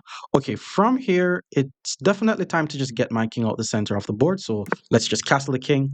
And again, like I've been saying this a lot, but developing the dark squared bishop in the Italian game, it's usually a bit tricky because sometimes you want to put the bishop on e3, but then you also want to play d4, and if you play d4 you leave the pawn unprotected, so you actually just do not develop the bishop until it's like the perfect time to develop the bishop, basically. Anyways, knight g6, very good move. Let's go rook to e1. The idea is to play pawn d4, just get some good control over the center. He decides to castle his king without playing h6, and that's because if I play bishop g5 and he plays h6, I can't pull my bishop back to h4, so putting the knight on g6 is a really nice idea. Now I need to ensure that I'm prepared for him playing c6 followed by d5, but I think I'm just going to immediately go with pawn to d4 here. That's basically the plan in the Italian. You get your pieces developed, develop knight, develop bishop, get the king castle, play d4. That's all you need to know about the Italian game. And then after that, just do not blunder your pieces. Okay, actually, queen takes d4 would have actually been a nice move. It gets my queen in the game and everything. I think he should have actually played pawn to d5. He decided to play c6 because he wants to play d5 next, but I don't think that is going to work out too well for him, especially since I'm now going to move my bishop back to, I'm not sure where actually, but let's play bishop to d3. So that way, if he plays d5, I play e5, hit the knight, and then the knight is not able to move to my e4 square. Okay, so rook to e8 was played. Decent move. My pawn is under attack twice. I'm already guarding it twice though, so I should be fine. Again, I don't really want to play bishop g5 due to h6, and I can't put my bishop on f4. If I put the bishop on e3, I lose the pawn. So I'm actually considering just to play bishop to b2 here, just fianchet to the bishop. My pawns are also very mobile in the center, so I could think about playing e5 in the future. I could think about playing d5, and then if he plays d5, I'm going to meet d5 with e5. So he just played the move bishop to e6. That's a nice move because my pawn on a2 is now under attack twice. I'm only guarding it once, which means we have to defend the pawn. Okay, another thing that I didn't tell you guys was by putting my bishop on b2, I'm also leaving the f4 square unprotected, and the f4 square is a very important square, especially when you're playing the Italian game, so I still have to ensure that I'm being careful. But let's play pawn to a3 to not lose the pawn. My opponent needs to play knight f4 here. If knight f4, however, I'm just going to pull my bishop back to f1. Remember, we already have the very slight advantage, which is the bishop here. So our goal is basically to open the position, hold on to the bishop here as long as possible. So he did find knight to f4. And this is actually something thematic. Like if someone did manage to put their knight on f4, pulling the bishop all the way back to f1 is actually okay because it guards the h3 pawn. Now, we're not able to play g3 just yet because he has two pieces on h3, but in the future, we can think about playing king h2, then pawn g3. His knight is not going to be able to take on h3 because we have adequate defense, and that's a nice way to get his knight out of our half of the board. There's also just queen d2 that I'm definitely going to play next because, I'm not sure how he's going to keep the knight on f4. Usually it's good to put the knight here if a pawn is on e5 guarding it, but just the knight by itself on my half of the board, I mean, it's no priority to get that knight out. Bishop back to d7. Not sure why. I mean, the guy needed to play d5, to be honest. He's attacking my pawn twice. I'm only guarding it once. Now, offense is the best defense, so we don't necessarily have to guard it. There's also pawn to e5, which is nice, but then it gives him control over the d5 square. So what I'm thinking of is playing the move queen to d2, which connects my rooks and it attack his knight. And then I force him to move the knight. Then I can think about defending my pawn. So let's go with this move queen to d2, hitting the knight. So that way, if he decides to take my pawn still, then he's going to lose the knight. I'm sure he's just going to pull the knight back to g6 here, though. Okay, so now he pulls his knight back to g6. Now I'll put my bishop back to d3. And his knight is now not able to move to f4. And again, anytime d5 happens, I'm going to play e5. My least active piece in this position is now my a rook. And I'm planning on putting it on maybe c1 or d1. I'm not really sure. Because even though the c file is open, I'm pointing towards like pawn chains. So I'd have to do something to really open the c file for anything to work there. Okay, pawn c5, very interesting. Wasn't expecting that move, but it's very interesting. All right, how do we react to this? For one, I don't have to react to it because everything is guarded, but I really like the idea of playing e5 and attacking his knight. And if he takes, I takes, the knight is under attack. If he puts his knight on the d5 square, it's on the same line as my queen. So I literally just need to move my bishop out the way with a discovered attack, and he will be losing a piece. So I think he needed to keep the pawn on c6 so that way if I play e5, the knight gets the d5 square. Now I'm playing pawn to e4. And okay, if he has to move the knight to h4, to h5, then that has to be something that he's not comfortable with. I mean, honestly though, the knight on h5 could get to the f4 square, which is very important in the Italian game. So he takes, we take back, hit the knight, and then he has to play knight to h5. Now, with immediate knight h5, then I'll swing my least active piece in the game. That's the plan. And then I may consider taking the knight. It's giving up the bishop here though, so I'm not sure. But then if the knight really gets to lodge on my f4 score, then there's going to be a lot of sacrificial ideas. My g2 pawn could be under attack in the future. But let's see. Well, instead, he decided to play knight to d5, so he's not just lost. I mean, this is called a discovered attack, guys. The knight is unprotected. My queen is on the same line as the knight, which means all I need to do is move my bishop out of the way. Once I move my bishop to g6, I'm actually capturing a piece, which means, okay, if he didn't take back, I move the bishop. He did take back, which means we're now just ahead by an entire knight. So he took the pawn on b4. Let's just take back because that's helping us to trade the rooks. And because we're ahead in material, I'm trying to trade some pieces off the board here. So queen to c6. Remember, guys, the easiest way to win a game that you're already winning is by trading. So let's just take on the d8. And I'm assuming he needs to use this rook. Otherwise, I was going to take that rook. And from here, I'm just looking for more trades, to be honest. Let's go rook to d1, get more pieces off the board. If he takes, I take. My pawn on e4 is guarded, so I have nothing that I'm worrying about there. And eventually, I can also centralize my knight to attack this bishop. Rook to d5, do not even think about it. Just trade. You're ahead in material. Just trade. It's the easiest way to win a game that you're already winning. You notice what he's doing? He's helping us to trade. Then he gave up his rook. I'm assuming he's going to resign here. Come on, bro. Lock in. You're on YouTube. And he resigns. More Italian game against 1,600 players. Stick around. Our opponent is now 1,600. Let's play some more Italian game. So knight c6, we go bishop c4. And we're seeing the two knights defense. We're seeing a lot of two knights defense this video. Maybe these guys watched my video on how to counter the Italian game, but this is what I like to play when they try that. Just play knight c3, and then after d6 we play a3. Now a3 is to pull the bishop back to a2. I could have also played knight a4. I'm sure I played knight a4 sometime in this video, so that way I'm able to get the opponent's bishop here. But that's definitely the plan next move. I secretly want him to castle though. Now keep in mind guys, the pin is not good if the opponent's king is not castled, which is why I decided not to pin his knight, because now I'm able to play h3. And okay, are you going to be giving up the bishop for a knight? He chose not to, but now I'm able to play g4. And the reason why this is good is because my king is not yet castled. Okay, so bishop back to g6 was played. And now I'm thinking of pinning his knight, even though the king is not castled. If he plays h6 and I pull back to h4, he's not going to be able to play g5. Oh, he did play h6. Let's just pull the bishop back to h4, maintaining that pin on the queen. And my plan from here is to, okay, applying more pressure to that pin won't make much sense. So let's just play queen d2 with the idea of trying to just get the king out the center. Okay, maybe I could have played knight d5, because if I had played knight d5 and then just kept it like that, it would have been harder for him to play queen d7. So that would have been a good move. Anyways, if he plays queen d7, I should be able to take and then play knight d5. And one thing for you guys to keep in mind, this bishop on g6 is actually out of play. Like if you notice, it's pointing towards a pawn chain. It's not able to go here. It's not able to go back.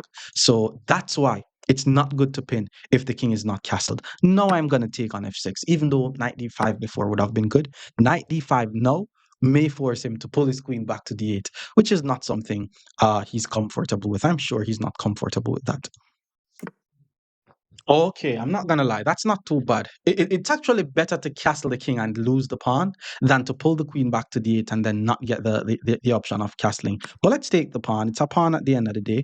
And the good thing is, he has to play queen e7, and then I'm gonna be able to put the knight back on d5. So it's not like I lose any tempo for winning the pawn. He still has to move his queen, and then I'm gonna get my king out the center of the board. Now, one upside of him losing that pawn, at least he could try to play f6 and get his bishop back in the game. Okay, so he moves the queen.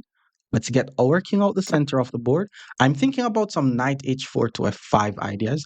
I'm also thinking about some pawn f4 to f5 ideas. Remember we said planning pawns. Whenever you want to plan, think about the pawns. Think about the possible pawn breaks in the position. Now he plays knight d4. This is good for me. This is what I wanted, because the plan was to get rid of this knight so that way I'm able to play f4. Now once I play f4, I'm threatening f5, which could trap his bishop. So he has to take, my queen takes, and then I'm going to be able to apply a lot of pressure to that weak f7 pawn. Okay, I was actually not expecting rook f8. I thought he was going to take. Bro, this is bad. Pawn to f5, hit the bishop. Bishop has to go back to h7. Look at this. That's a fork. Knight f6, queen e7, knight takes it, there's rook h8. My knight appears to be trapped. There's pawn f6 to hit the queen. So do we just take the free pawn, hit the bishop? Once he moves the rook, hit. I mean, I think it's a free piece. I think I should worry about it after winning the piece. So hit the queen, queen move, take the free piece, rook hits the knight, queen is trapped, pawn f6 first hit the queen. Once the queen move, queen takes h6, protects the knight. And I'm just ahead by a piece. I mean, has to work. Knight f6, this is just a fart, bro. This is what happens when you have unprotected pieces. And this is why I say pin is not good if the king is not castled. Now it's over. And by the way, the reason why I'm going to play f6 before I take on h6 is because if I take on h6, he plays f6 and he's applying pressure to my pin knight. And if queen takes, and he's fine. But if I play f6 and hit the queen, once I take on h6, okay, queen to e8, queen takes h6, there is queen to g8 actually. Didn't see that at all. So he needs to play queen to e8 now. And then we take, yeah, he found it. Okay, let's just take the free pawn. I'm more than likely going to lose that knight. So I just want to get as many pawns as possible. So queen to g8, then rook g7 is coming. So queen to g8, he found it. Queen g7, there's rook takes. Queen g7, queen takes, rook takes, there's rook takes. Pawn c3 won't help because once he plays rook takes, I have to move the queen. I think I should just try to get to an endgame here. There's queen g5, but then there's queen takes. So queen g7. Yeah, let's go with queen g7. Let's just try to get to an endgame. And I also have two pieces attacking this pawn on f7. So that's also an idea. So rook takes, I take, rook takes. It's opposite colored bishop, by the way, guys, but I'm going to be ahead by 2 pawns. I don't think opposite colored bishop should matter if I'm ahead by 2 pawns. Okay, that pawn is weak. We have to protect it. And then bishop check is also coming. Pawn c3, bishop check, king g2. Let's play pawn c3, bishop check, king c2, and then get the rooks over in the game. Yeah, this is going to be a grind. Okay, let's go rook f1. And I'm not going to lie. I may sacrifice my rook just to press for the win. Because again, it's opposite colored bishops. Things happens when it's opposite colored bishop and rook g6. Oh my god, rook g6 is such a good move. But he didn't attack the weak pawn in the endgame. All right, I have a little idea with rook f3. I want to go rook f1, maybe sacrifice on f4. And there's rook takes g4, by the way, but I don't think it's that good. So he plays rook to g6. He saw it this time around. Okay, that's going to be a problem. Tell you guys about opposite colored bishops. Let's play rook f1. Let's apply as much pressure to this bishop as possible. And then after rook takes, I'll play d4. Okay, so now let's play d4. I'm only ahead by 1 pawn. And with opposite colored bishops endgame, it's the win is now not guaranteed, to be honest. The win is now not guaranteed. I'm going to have to, oh my god, rook to h6. He's winning another pawn. And I'm also thinking of sacking. Takes, rook takes, bishop takes. Takes, pawn takes. Pawn takes. Takes, rook takes, bishop takes. Maybe he checks, but then I'm just gonna move.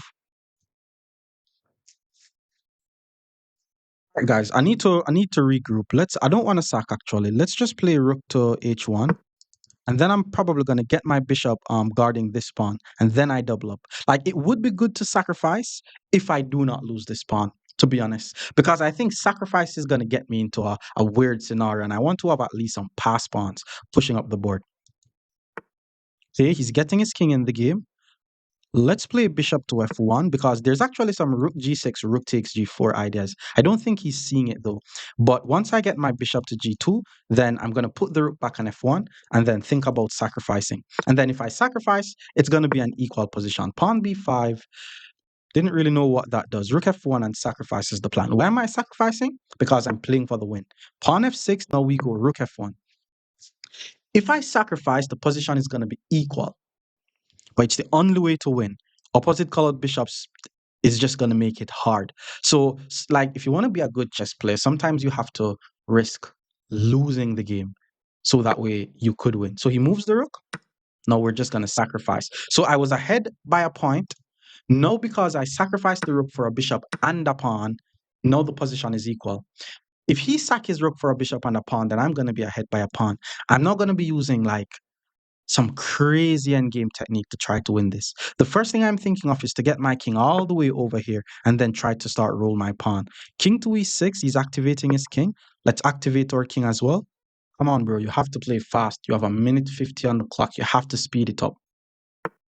All right, so rook e7, what does that do? I'm not sure. The plan is to roll the pass pawn up the board, but king activity is crucial. Maybe he wants to play d5. Let's get the king over in the game.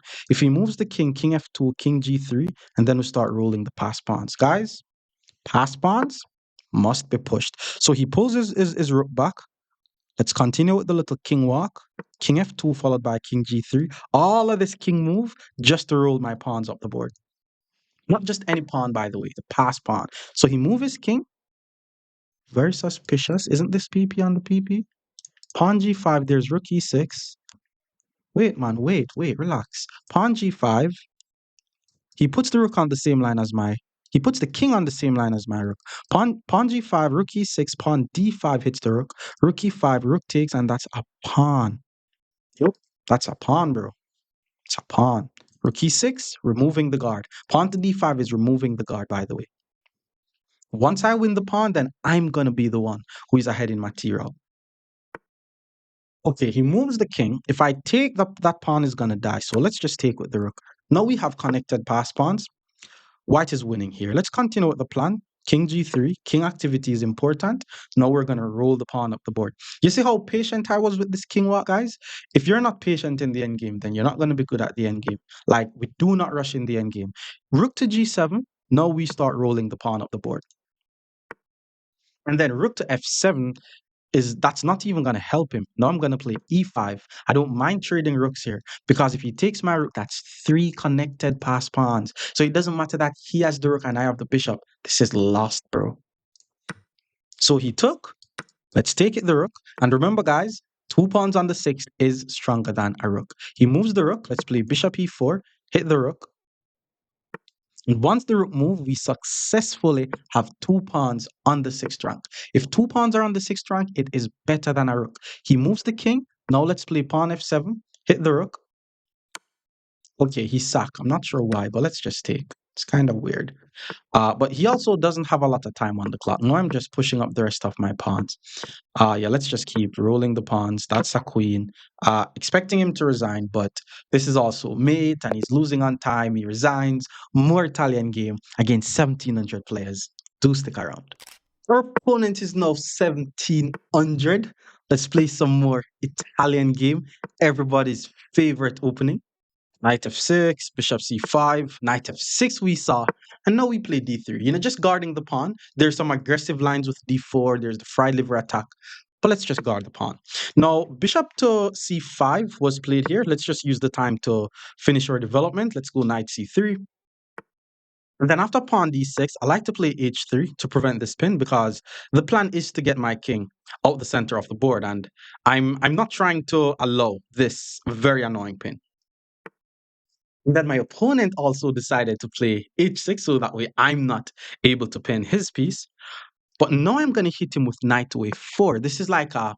It is like such an annoying move, guys, to be honest, because it's like a easy way to get the bishop here, you know? And now we have the bishop here. It's already a very slight advantage for us. And because I know that he also wants to play knight a5, I'm going to play the move pawn to a3 so that way if knight a5, I'm able to pull my bishop back to a2. Now, usually what they do here is they play bishop e6, and I'm just going to take the bishop, get my king out the center of the board. He decided to castle his king. We're also going to be castling our king. Very equal position coming out of the opening. So you guys are now going to see the real Italian plans.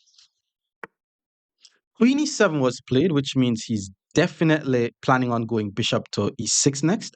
I'm not really sure where to put this dark squared bishop just yet. I mean, we're not able to pin, and putting it on e3 is good, but I'm going to go rook to e1 because the plan is to play eventual d4, and I want to ensure that my pawn on e4 is protected once I play d4. So bishop to e6 was played. I mean, I'm thinking about playing the move bishop to b5, but he's just going to move the knight. So let's just take on e6 here. Usually taking with the pawn is actually okay, but I think my opponent is going to be taking with the queen, and then I'm considering moving the pawn to d4. So this is the plan. You're playing the Italian game. I like to delay my castling just a bit, especially playing h3 to not allow them to pin my knight. And then I eventually move the pawn to d4. Now, you guys are probably saying, why are you playing d4? Why are you going for the pawn break and you haven't developed your dark squared bishop? Is because if I had developed the dark squared bishop, then it would have been harder for me to play d4, and eventually I am going to develop the bishop. So for example, if he takes and I takes, my bishop could get the f4 square. But so he did take the pawn. Let's take, hit the queen. I mean, he has 2 pieces attacking my pawn, but he's not able to take it just yet because his queen is going to be under attack. And if he takes with the knight, then my queen takes, my pawn is guarded, and my bishop could also be developed on the f4 square. Okay, he did not take the knight. I guess he's saying to take is a mistake. I'm definitely thinking about putting a knight on the f5 square.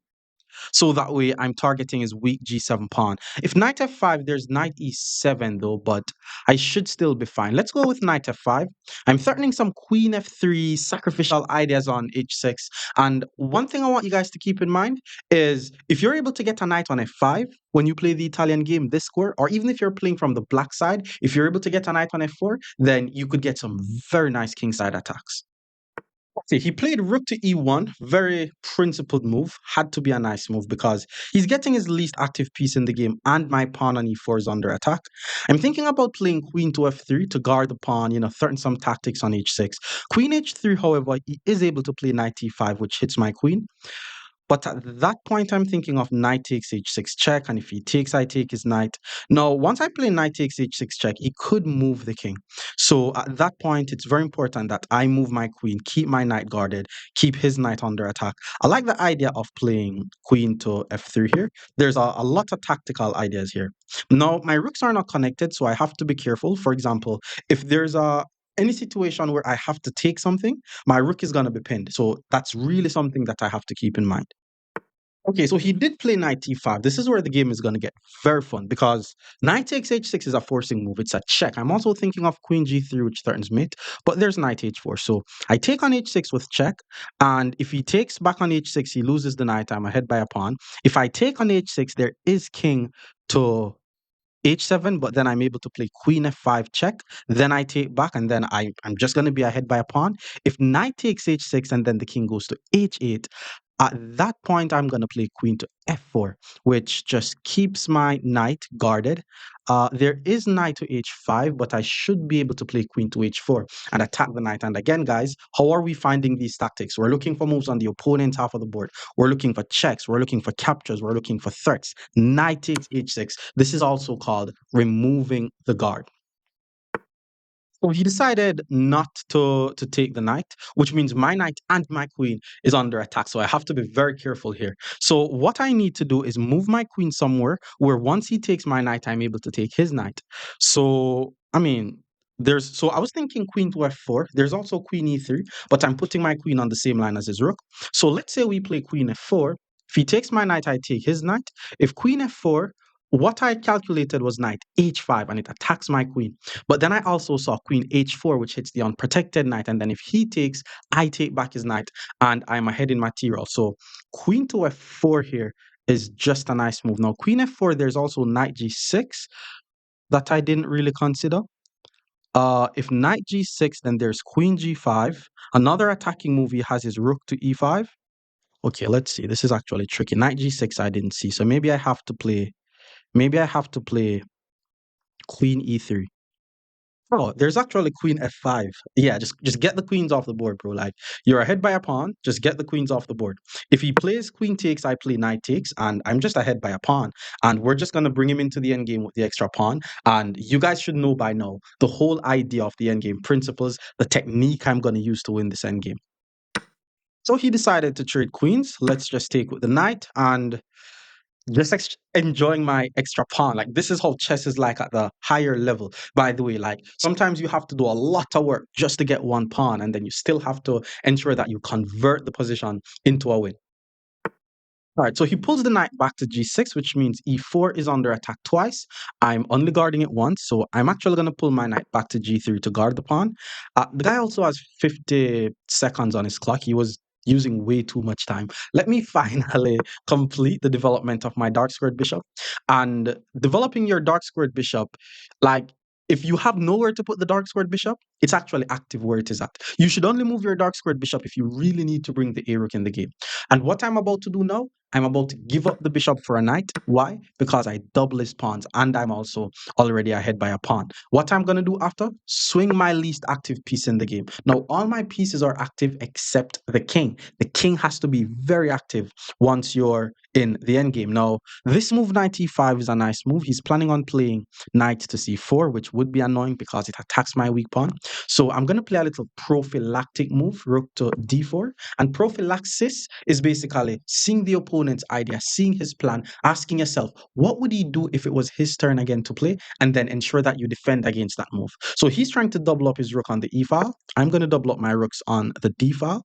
And If he actually doubles up his rook on the e file, it will cost him material. So now he decides to play rook to e6. I'm going to play knight f5. This is called an outpost, by the way, or an hole. It's basically a square where you're able to occupy in the opponent's half of the board. He still decided to double up the rooks. I mean, I guess he's in time pressure at this point, but knight to g7 is a forehand. Now we're just completely winning.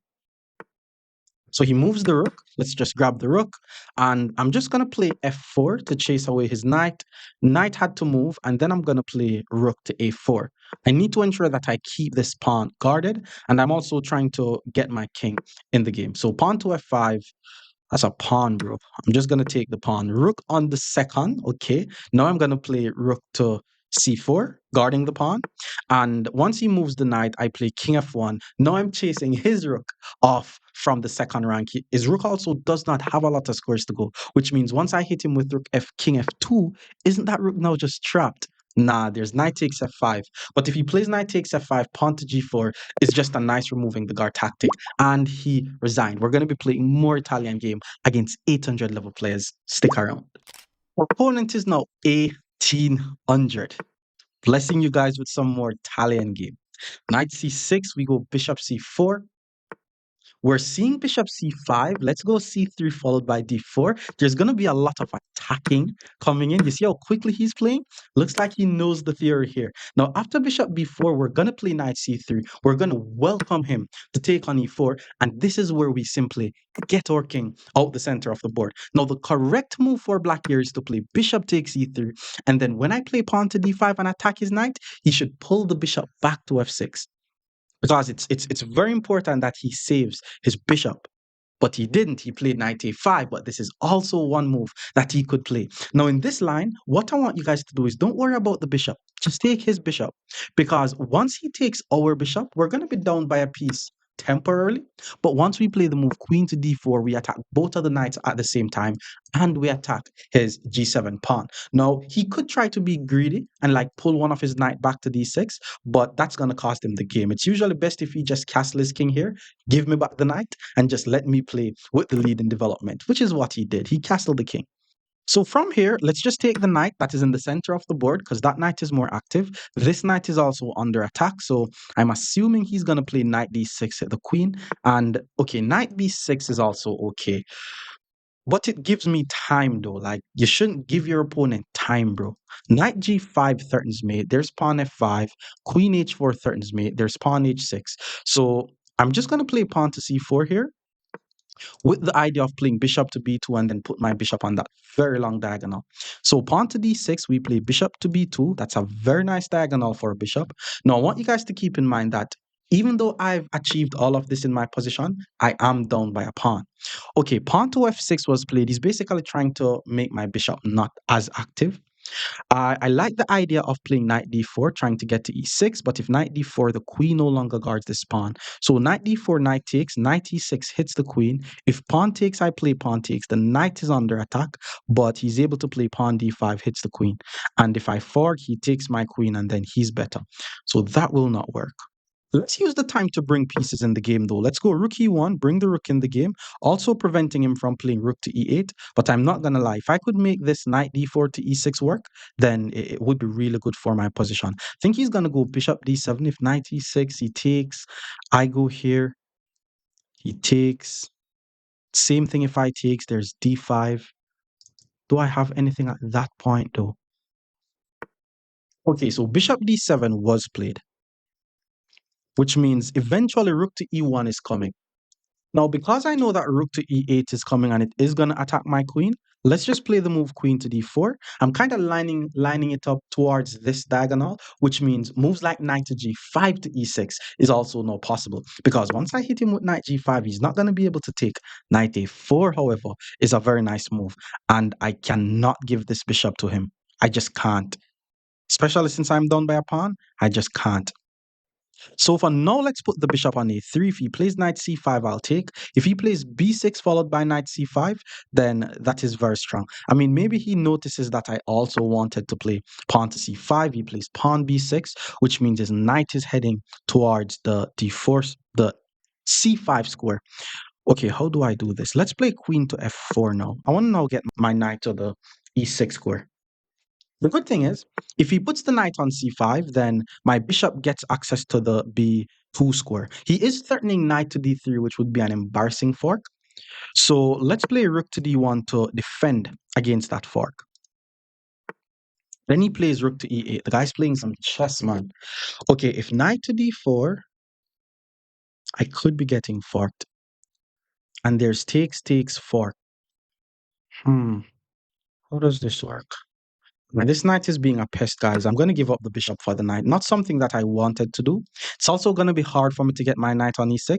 I'm going to try knight h4 to f5. But even if I play knight to h4, there's pawn to g5. So it's just going to be a very weird game to play. And I'm also down by a pawn, but I still have more activity than him. So I'm going to try to use that against him. Okay, so he took with the b pawn. Takes queen takes rook over doesn't really get me anywhere, to be honest. Let me play pawn to h4 here. I want to start some attack on his king. For example, pawn to h5, pawn to h6. He's trading, which is the right thing to do. Let's play rook to e1, and maybe he's gonna play queen e8, rook e8. You know, he's trading. He's ahead by a pawn. Let's play h5. I'm not gonna trade though. I don't. Well, maybe I have to trade. Maybe I have to trade. There's rook e1. Nah, I can't trade. I think it's best if I play rook to b1, control the b file. Oh, but then he went back to b1. The guy wants to draw now. Okay, now he wants to draw. I mean, the guy's ahead by a pawn and he wants to draw. That's crazy. Okay, how am I going to do this? Okay, maybe I'm just going to trade and then play h6. So he's not able to take because he could take. I think taking is not too bad, especially since he's ahead by a pawn. But check king to h2, queen to g6. I think that's a very nice line to play, which is what he's doing. So now I play king to h2, queen to g6 gets his queen back in the game, and then I'm definitely going to take on g7, and then I'm going to try to do some magic with my knight. But okay, there's also this move. I wasn't expecting him to just take the free pawn. Seriously? Okay, queen to g3 threatens mate. If queen to g3, there's pawn to g6. I go back to f4. King f7, I check here. Queen g3, pawn g6, queen f4, pawn f5, queen h4. I, I think his queen is kind of offside. Like the queen doesn't belong there. I can always take on g7, king takes, but let's just play queen g3. The queen doesn't belong on a2, even though he's ahead by a lot of pawns. It's like I have a queen and a knight in the attack versus a king, a few pawns, and a bishop. It's going to take him at least an extra move to get his queen in the game. I saw g6. The plan is to play queen to f4. And then once I take this pawn, he should be getting mated. Oh, but then there's queen b2. Obviously. Okay, queen b2 is very strong. I didn't see queen b2. Yo, the thing is, my knight is just not as strong as I'd want it to be. Like, if I could quickly play knight d2 to e4, that would be good. But after queen b2, even if I'm... Okay, he didn't play queen b2. Thank God, he didn't play queen b2. All right, let's try... Let's try queen g5. I'm threatening to check, pick up the bishop. If he allows me to play queen f6, it's GG's. I think if he had found queen b2, it would have been such a hard game for me to win. I can't flag him. I'm down 2 pawns. The bishop was clearly better than my knight. Okay, king f7 does not immediately lose the game, but queen d8 hits the unprotected bishop and knight g5 is coming. I think this is lost. There's no checks on my king. Queen b2 now is too late. This is now lost. So king f7, as we said, we play queen to d8 because we have to ensure that every move we play, we keep the tempo. Every move has to be an attacking move so that way he doesn't get a chance to breathe. How is he going to protect the bishop? Queen a4, bishop d8, knight g5 is very nice. Knight g5 followed by queen f6 could just end the game. Okay, bishop back to e8 was played. That was not the move because now I'm able to checkmate that king for sure. First of all, that's a pawn with check. King f6. Now let's play knight g5 check. Force him on the back rank. Knight g5, if the king goes here, that's mate. Ensure that you guys are calculating as well. Knight g5, king f8, I check here. If he blocks with the bishop, that's mate. Knight g5, king f8, I check here. And if the king goes to g8, then queen g7 is going to be a checkmate, which means knight to g5 is just a forced checkmate. He moves the king out the way, but that's just checkmate. More Italian game against 1900 players. Stick around. Opponent is now 1900. We're playing some more Italian game. Knight c6, we go bishop c4. This is the Italian game. Knight f6. This is the two knights defense. This is personally how I would play against the Italian. Let's go pawn d3, guarding the pawn. And now we're seeing the move bishop to e7, which means the whole idea of playing knight a4 is now out the window, and there's also no ways to pin the knight on g5. So putting the bishop on e7 is actually not a bad way to play. Let me just get my king out the center of the board first, and then once the opponent decided to get his king out the center, now I'm thinking about playing knight c3, pawn d6, pawn h3, but then he's going to play knight a5, and then he's going to trap my bishop. So I'm going to try to prepare for this by playing the move pawn c3, and this is most likely how you guys have seen the higher rated players play the Italian game, where they play pawn c3 and the bishop usually goes to b3. So that way, if knight a5, bishop c2, and if bishop e6, they also play bishop c2. Now, I don't really recommend this for lower rated players because, you have to understand what to do when the bishop is on c2 because it looks like it's being blocked by its own pawn, but it's actually not a very hard line to play. And I want you guys to notice I'm also not playing h3, and that's because the pin on the knight in this line where we play h3 is not really as good anymore. So let's just play rook to e1 here, centralizing the rook. And because I did not play the move knight c3, the plan from here is to play knight d2 to f1 to g3. This is high level Italian stuff. He's playing rook to e8. Let's go knight d2. Okay, bishop back to f8. I'm not gonna lie, I've seen Magnus Carlsen play this line like this, where eventually the bishop could also go to g6, and then my knight is not gonna be able to go to the f5 square. But let's see how well he's playing it, because I still want my knight on g3, so that way I'm able to play d4. That's ultimately the plan. Get the knight on g3, play pawn to d4, and then you're playing with a very nice center. And the bishop that is currently on b3. So what I like to do now, bishop e6 is a good move.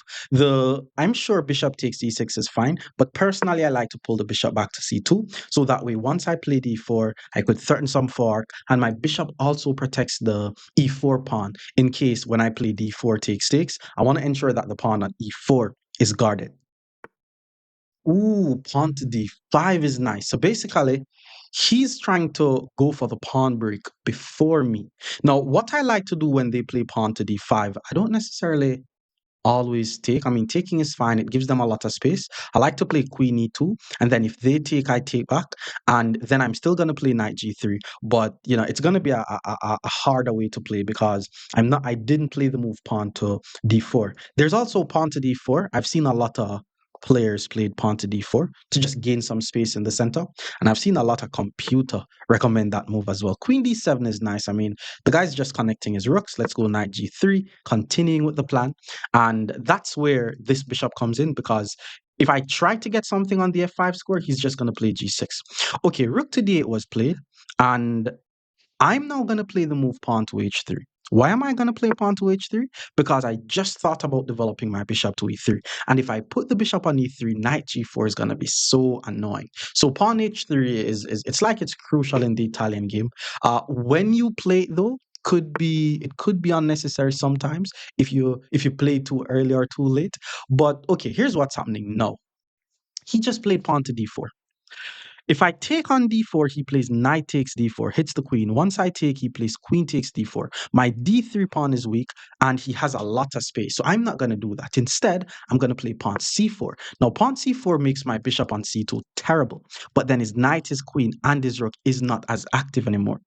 With that being said, we're now going to be operating from a closed position. And what do we know about knights and bishops when the position is closed? Whenever the position is closed, then knights are a bit better than the bishops. Bishop e4 was played here. That's not really a very nice score for the bishop, to be honest. Like, I was actually planning on putting my rook on f1 so that way I'm able to play f4. And him putting his bishop on b4 allows me to play a3 with tempo. So maybe I'm not going to play a3 now, or maybe he's going to move his bishop again. But once I play a3, b4, I'm going to have a lot of space on the queen side. And knight to h4 followed by knight f5 is just very strong. Pawn to f4 is also going to get my rook in the game. So he has to be careful. Like, I could start an attack on his king. I think this bishop needed to be on f8 so that way he's able to play pawn g6, bishop g7. which is why he pulled the bishop back to f8, which means putting the bishop on b4, we could say that was wasting some time. Now I'm going to play bishop to a4, pinning the knight, and I have a lot of intentions of giving up my bishop for a knight. Why? Because it's a bad bishop. All my pawns are on light squares. Okay, queen to d6 was played. The knight is still pinned, so I'm not necessarily in a rush to take it. If I takes, he's going to play pawn takes because he's not trying to lose this pawn. So I think it's best for me to finish my development. I mean, just a regular move like bishop to d2 can't hurt here. Like once I'm not falling for any tactic, I'm also thinking of b4 followed by c5 to hit the queen, which is why he played a5.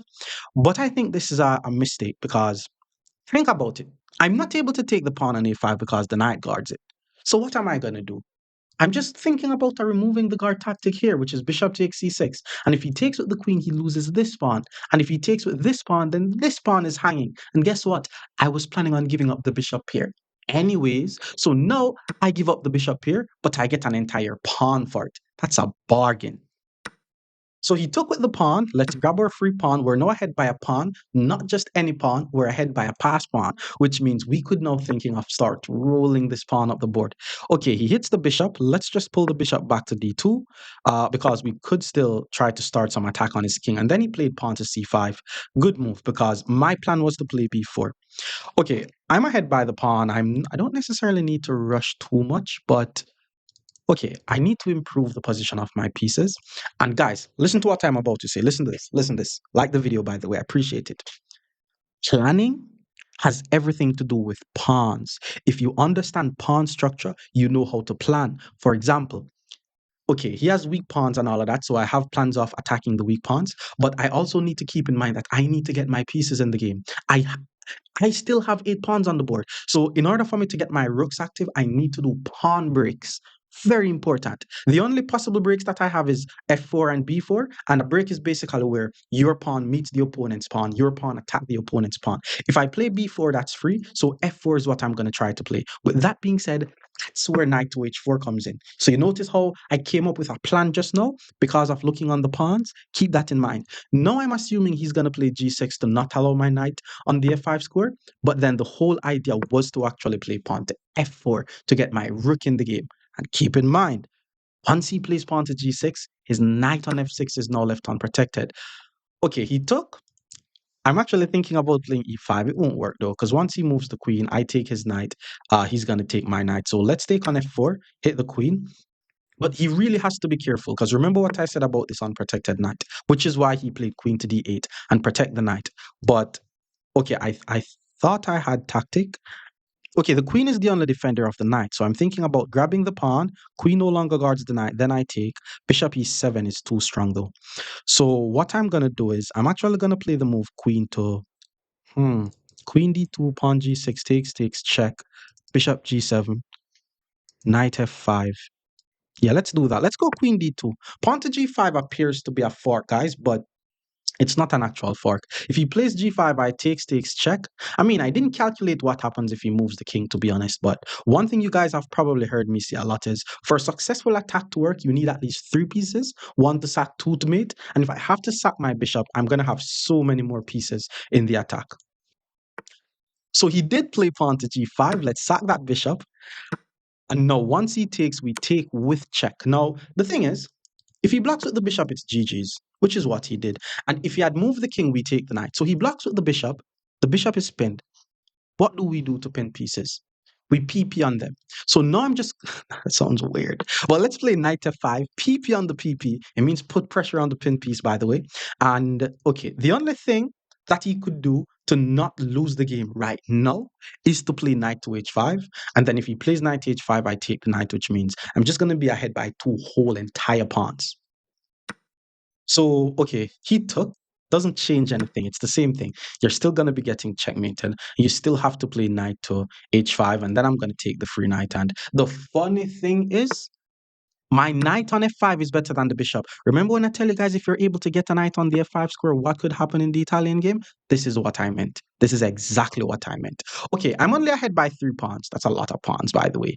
How do we continue with our attack in this position? We bring more pieces in the attack. So I'm thinking of rook f4 or rook f3. I'm not seeing the huge difference. in both of them. I think he's gonna play queen to g6, regardless of what move I play. So let's choose to play rook f4. So that way, if queen g6, I could pull the queen back to f3 and then play rook to g4. And the reason why I'm not trading is because I'm attacking. Remember, whenever you're attacking, you do not want to trade. So king f1, let's play rook to f1, rook e5. If I take his bishop, he takes my queen. I take his queen. He takes my knight. I take on f7 with check, and I'm completely winning. Can I get more? I think that's also kind of complicating the game a bit. I'm not going to lie.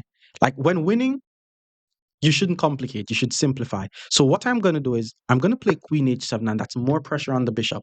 I'm not just going to take the bishop on the next move, by the way. And keep in mind, I already have a battery pointing towards f7. So this is actually game over. All right, so he pulls the bishop back to h8. My knight is on the same line as well, my rook is on the same line as his queen, which means once I move my knight anywhere, it's a discovered attack on the queen. I'm going to choose to put my knight on h6. Now my rook attacks his queen. Anywhere he puts the queen, rook takes f7 is going to be leading to a checkmate. So expect resignation here. Please like the video. Okay, he decided to sack the queen. Let's just take. King up, now we should be able to do some checkmates. Let's take. We have a queen and a rook on the 7th. Once this happens, mate is incoming. All right. I want everything to come with check, actually. So let's check on f5 first. If he moves the king, then I take with check. So most likely he's going to sack his rook. He didn't, so let's take with check. He moves. Let's check again. Now, once he moves, I'm going to play the move queen to c7, because now I'm threatening checkmate on b6. I mean, rook to e6 prevents the mate. Knight to d6 is an idea, but he's just going to sack. So let me pull my rook back to b5 here, which means I'm also threatening a checkmate on b7 as well. And he resigns. More Italian game against 2,000 rated players. Stick around. Her opponent is now 2,000, ending with a bang. Guys, 2,094, almost 2,100. But hey, still playing some Italian game. Knight f6, let's play pawn to d3. We're seeing the two knights defense here. And I'm actually going to play the grandmaster version of the Italian. I'm not going to play knight c3. The guy's almost 2,100. So let's play pawn to c3 here. And the whole idea of c3 is if I had played knight c3, then it makes the knight a5 type of moves easier. So he castles his king. I'll castle my king. I don't really recommend that you guys at the lower level play this. If you're like over 1,800, then that's good because there's a lot of maneuvering and positional play and all of that stuff that is required. And then you're going to have to set up your own tactics. So he pulls the bishop back to b6. That's a fair move. Now I'm going to play rook to e1, getting my rook in the game because you guys know eventually the plan is to play d4. And I also want to go knight d2 to f1 to g3. So that way I guard the e4 pawn, then I play d4. That's usually the plan. So pawn to h6, we go knight d2. And if the knight goes to a5, now take the bishop, no need to go back to b3 because there's always a5 and then we can always take this route. So pawn to d6, let's go knight to f1. And even if he plays bishop to e6, we can still play bishop e5 to a4 to c2 just to keep more pieces on the board. But if he plays a6, then knight a5 becomes a threat. So we've seen knight a5. Let's play bishop b5 because we don't want to lose the bishop for the knight. Now, bishop d7 is actually a good move here, and I most likely have to take the bishop, but his knight is still going to be on the edge of the board. Pawn c6 will not help. I'm going to pull my bishop to a4. The plan is to pull my bishop back to c2. His knight is looking ugly on the edge of the board.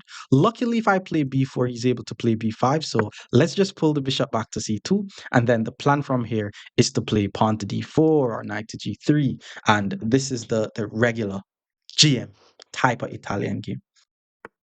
So he played pawn to b5. I mean, his knight was about to get trapped. And now I'm going to play knight to g3. That was the idea all along. Pawn to d4 is coming eventually.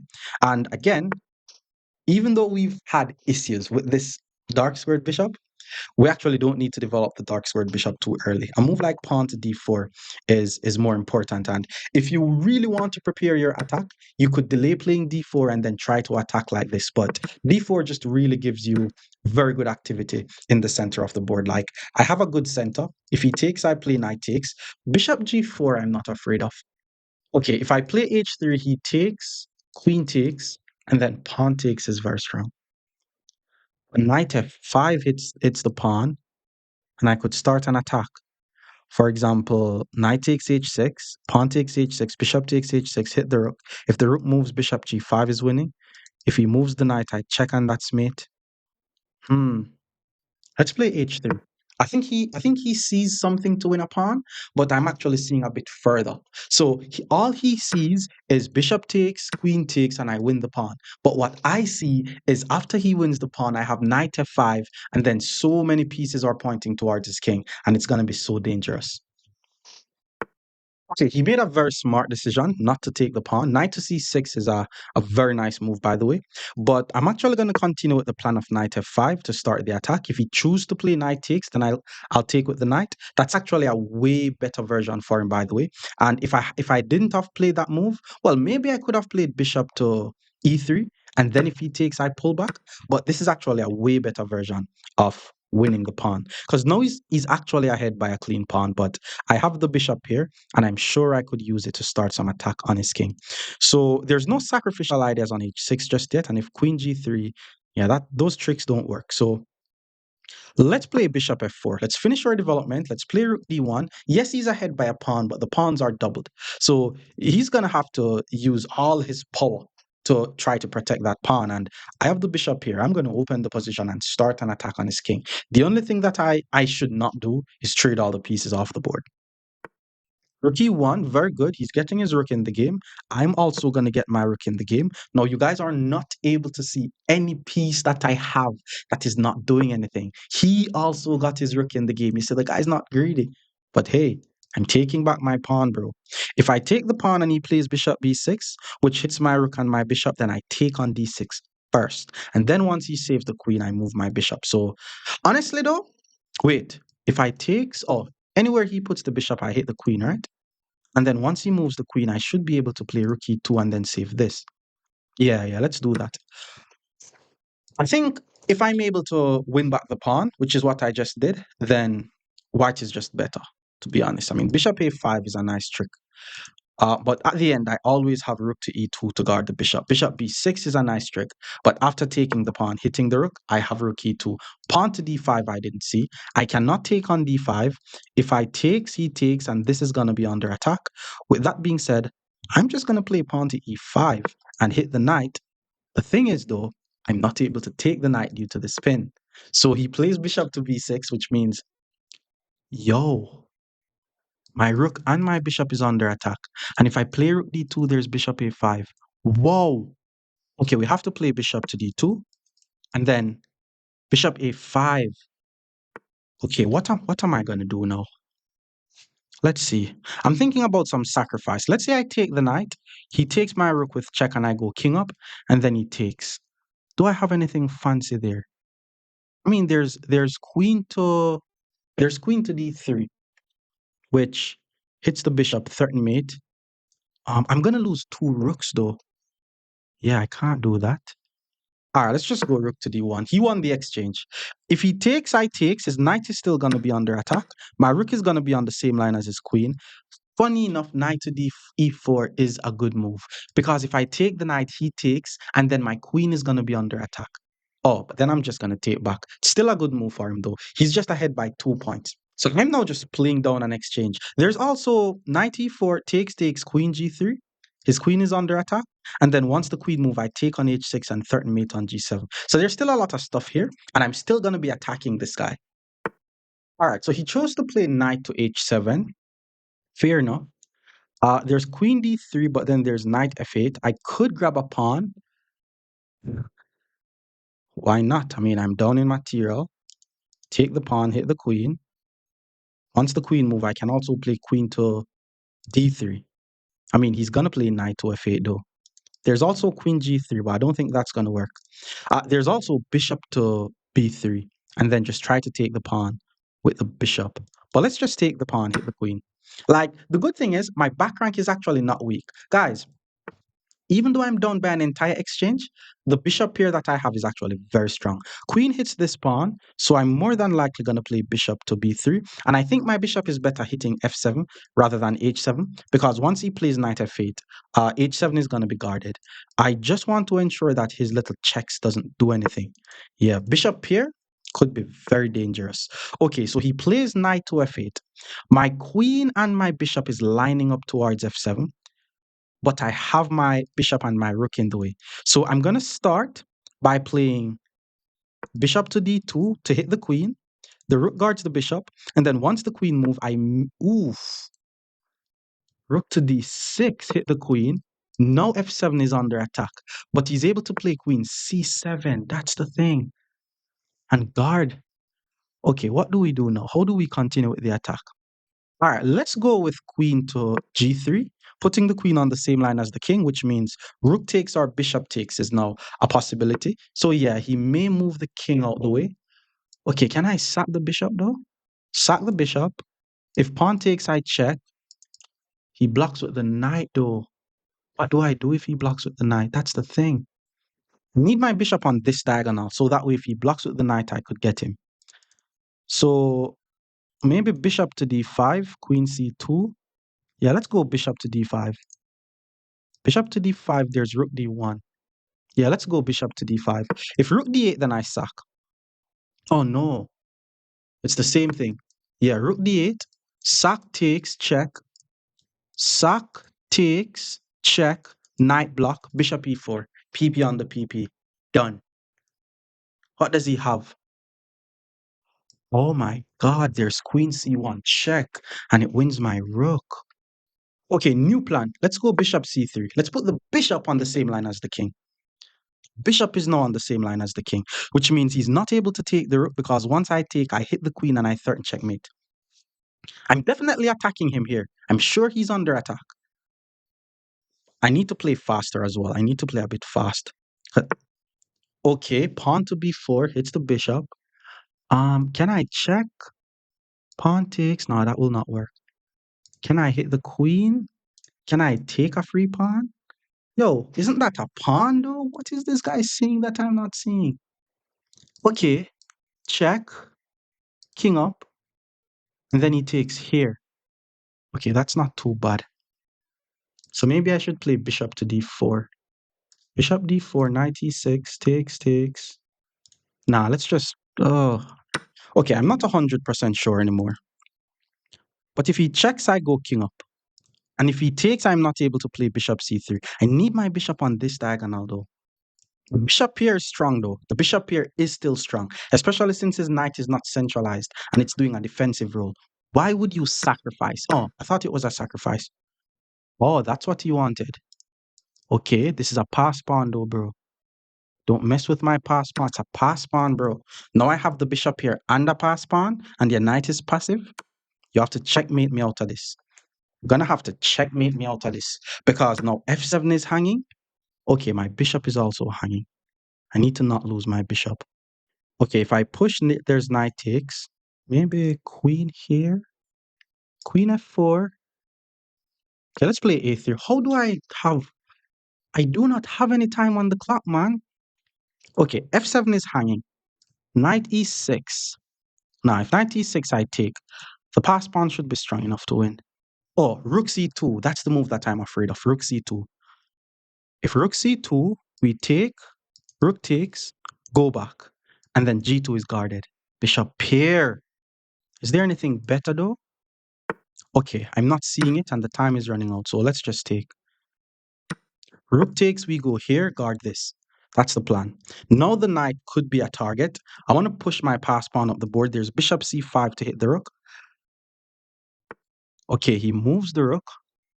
Now I'm going to play here. It's very important that I keep everything guarded. I'm hitting the unprotected knight. Rook back to f2 is very strong. Okay, I didn't see that check. God, we have to go into this endgame. We have to go into this endgame. Oh, fudge. Oh, I blundered the... Oh, what? I just blundered the... All right, this is lost. This is lost. That's crazy, man.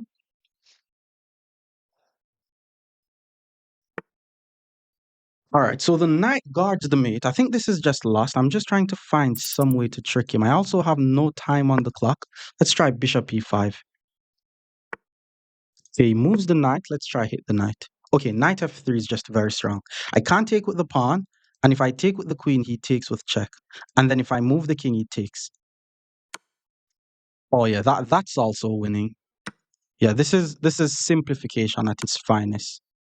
Let's try to block with the queen though. It's winning, but yeah, knight check. This is also very good endgame technique. I'm gonna try though. I'm gonna try. Like it's lost. Okay, now it's dead loss. I walk right into a fork. Now I have to resign. Good game, bro. Please subscribe.